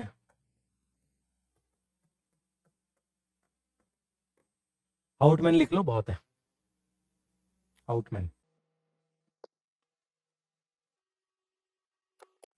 इसमें लिखो, अब ज्यादा नहीं लिखना डच में, एक पॉइंट लिखो फर्स्ट। नेक्स्ट पॉइंट, 1605 में पहली फैक्ट्री का निर्माण, पहली फैक्ट्री का निर्माण कहां पर? मसूलीपट्टनम। अगर आप दिल्ली जैसे शहर में बजट में आईएएस की तैयारी करना चाहते हैं तो इस वीडियो को एंड तक जरूर देखें। ये है बनो आईएएस। इसको रन करने वाले हैं UPSC qualified ex civil servant and Jamia RCA alumni. यहाँ की फैकल्टी को ना केवल यूपीएससी एग्जाम का एक्सपीरियंस है बल्कि पढ़ाने का भी सालों का एक्सपीरियंस है। ये एक्सपर्ट फैकल्टी हर टॉपिक को अच्छे से एक्सप्लेन करते हैं, उसके बाद हर टॉपिक को डिक्टेट करते हैं ताकि आपके पास अपने खुद के हैंड रिटन नोट्स हो। साथ ही क्लास में प्रीलिम्स और मेंस के प्रीवियस ईयर क्वेश्चन को सॉल्व किया जाता है और डिस्कस भी किया जाता है। यहाँ पे आपको सिविल सर्वेंट्स जैसे कि आईएएस, आईआरएस और एक्स सिविल सर्वेंट्स साथ के साथ जामिया आरसीए के एलुमनाई आपको पर्सनल मेंटरशिप देते हैं। डेली आंसर राइटिंग जो कि सारे टॉपर्स रिकमेंड करते हैं, इस पर यहाँ पे बहुत फोकस किया जाता है जो कि बाकी कोचिंग्स में नहीं होता है। इसके साथ ही आपको मिलती है प्रीलिम्स और मेंस की टेस्ट सीरीज जो आपको एग्जाम के लिए रेडी करती है। यहाँ के अगर हाईलाइट्स की बात करें तो स्मॉल बैच साइजेस जिसमें 60 स्टूडेंट्स होते हैं और जीएस कोर्स के साथ आपको एसए और सीसैट की क्लासेस भी होती है जिसके लिए आपको अलग से पे करने की जरूरत नहीं है। और ये लोकेटेड है सुखदेव विहार मेट्रो स्टेशन के बिल्कुल सामने। तो देर किस बात की, आज ही स्टार्ट करें और अपने यूपीएससी के सपने को साकार करें। थैंक यू फॉर वॉचिंग बनो आईएएस।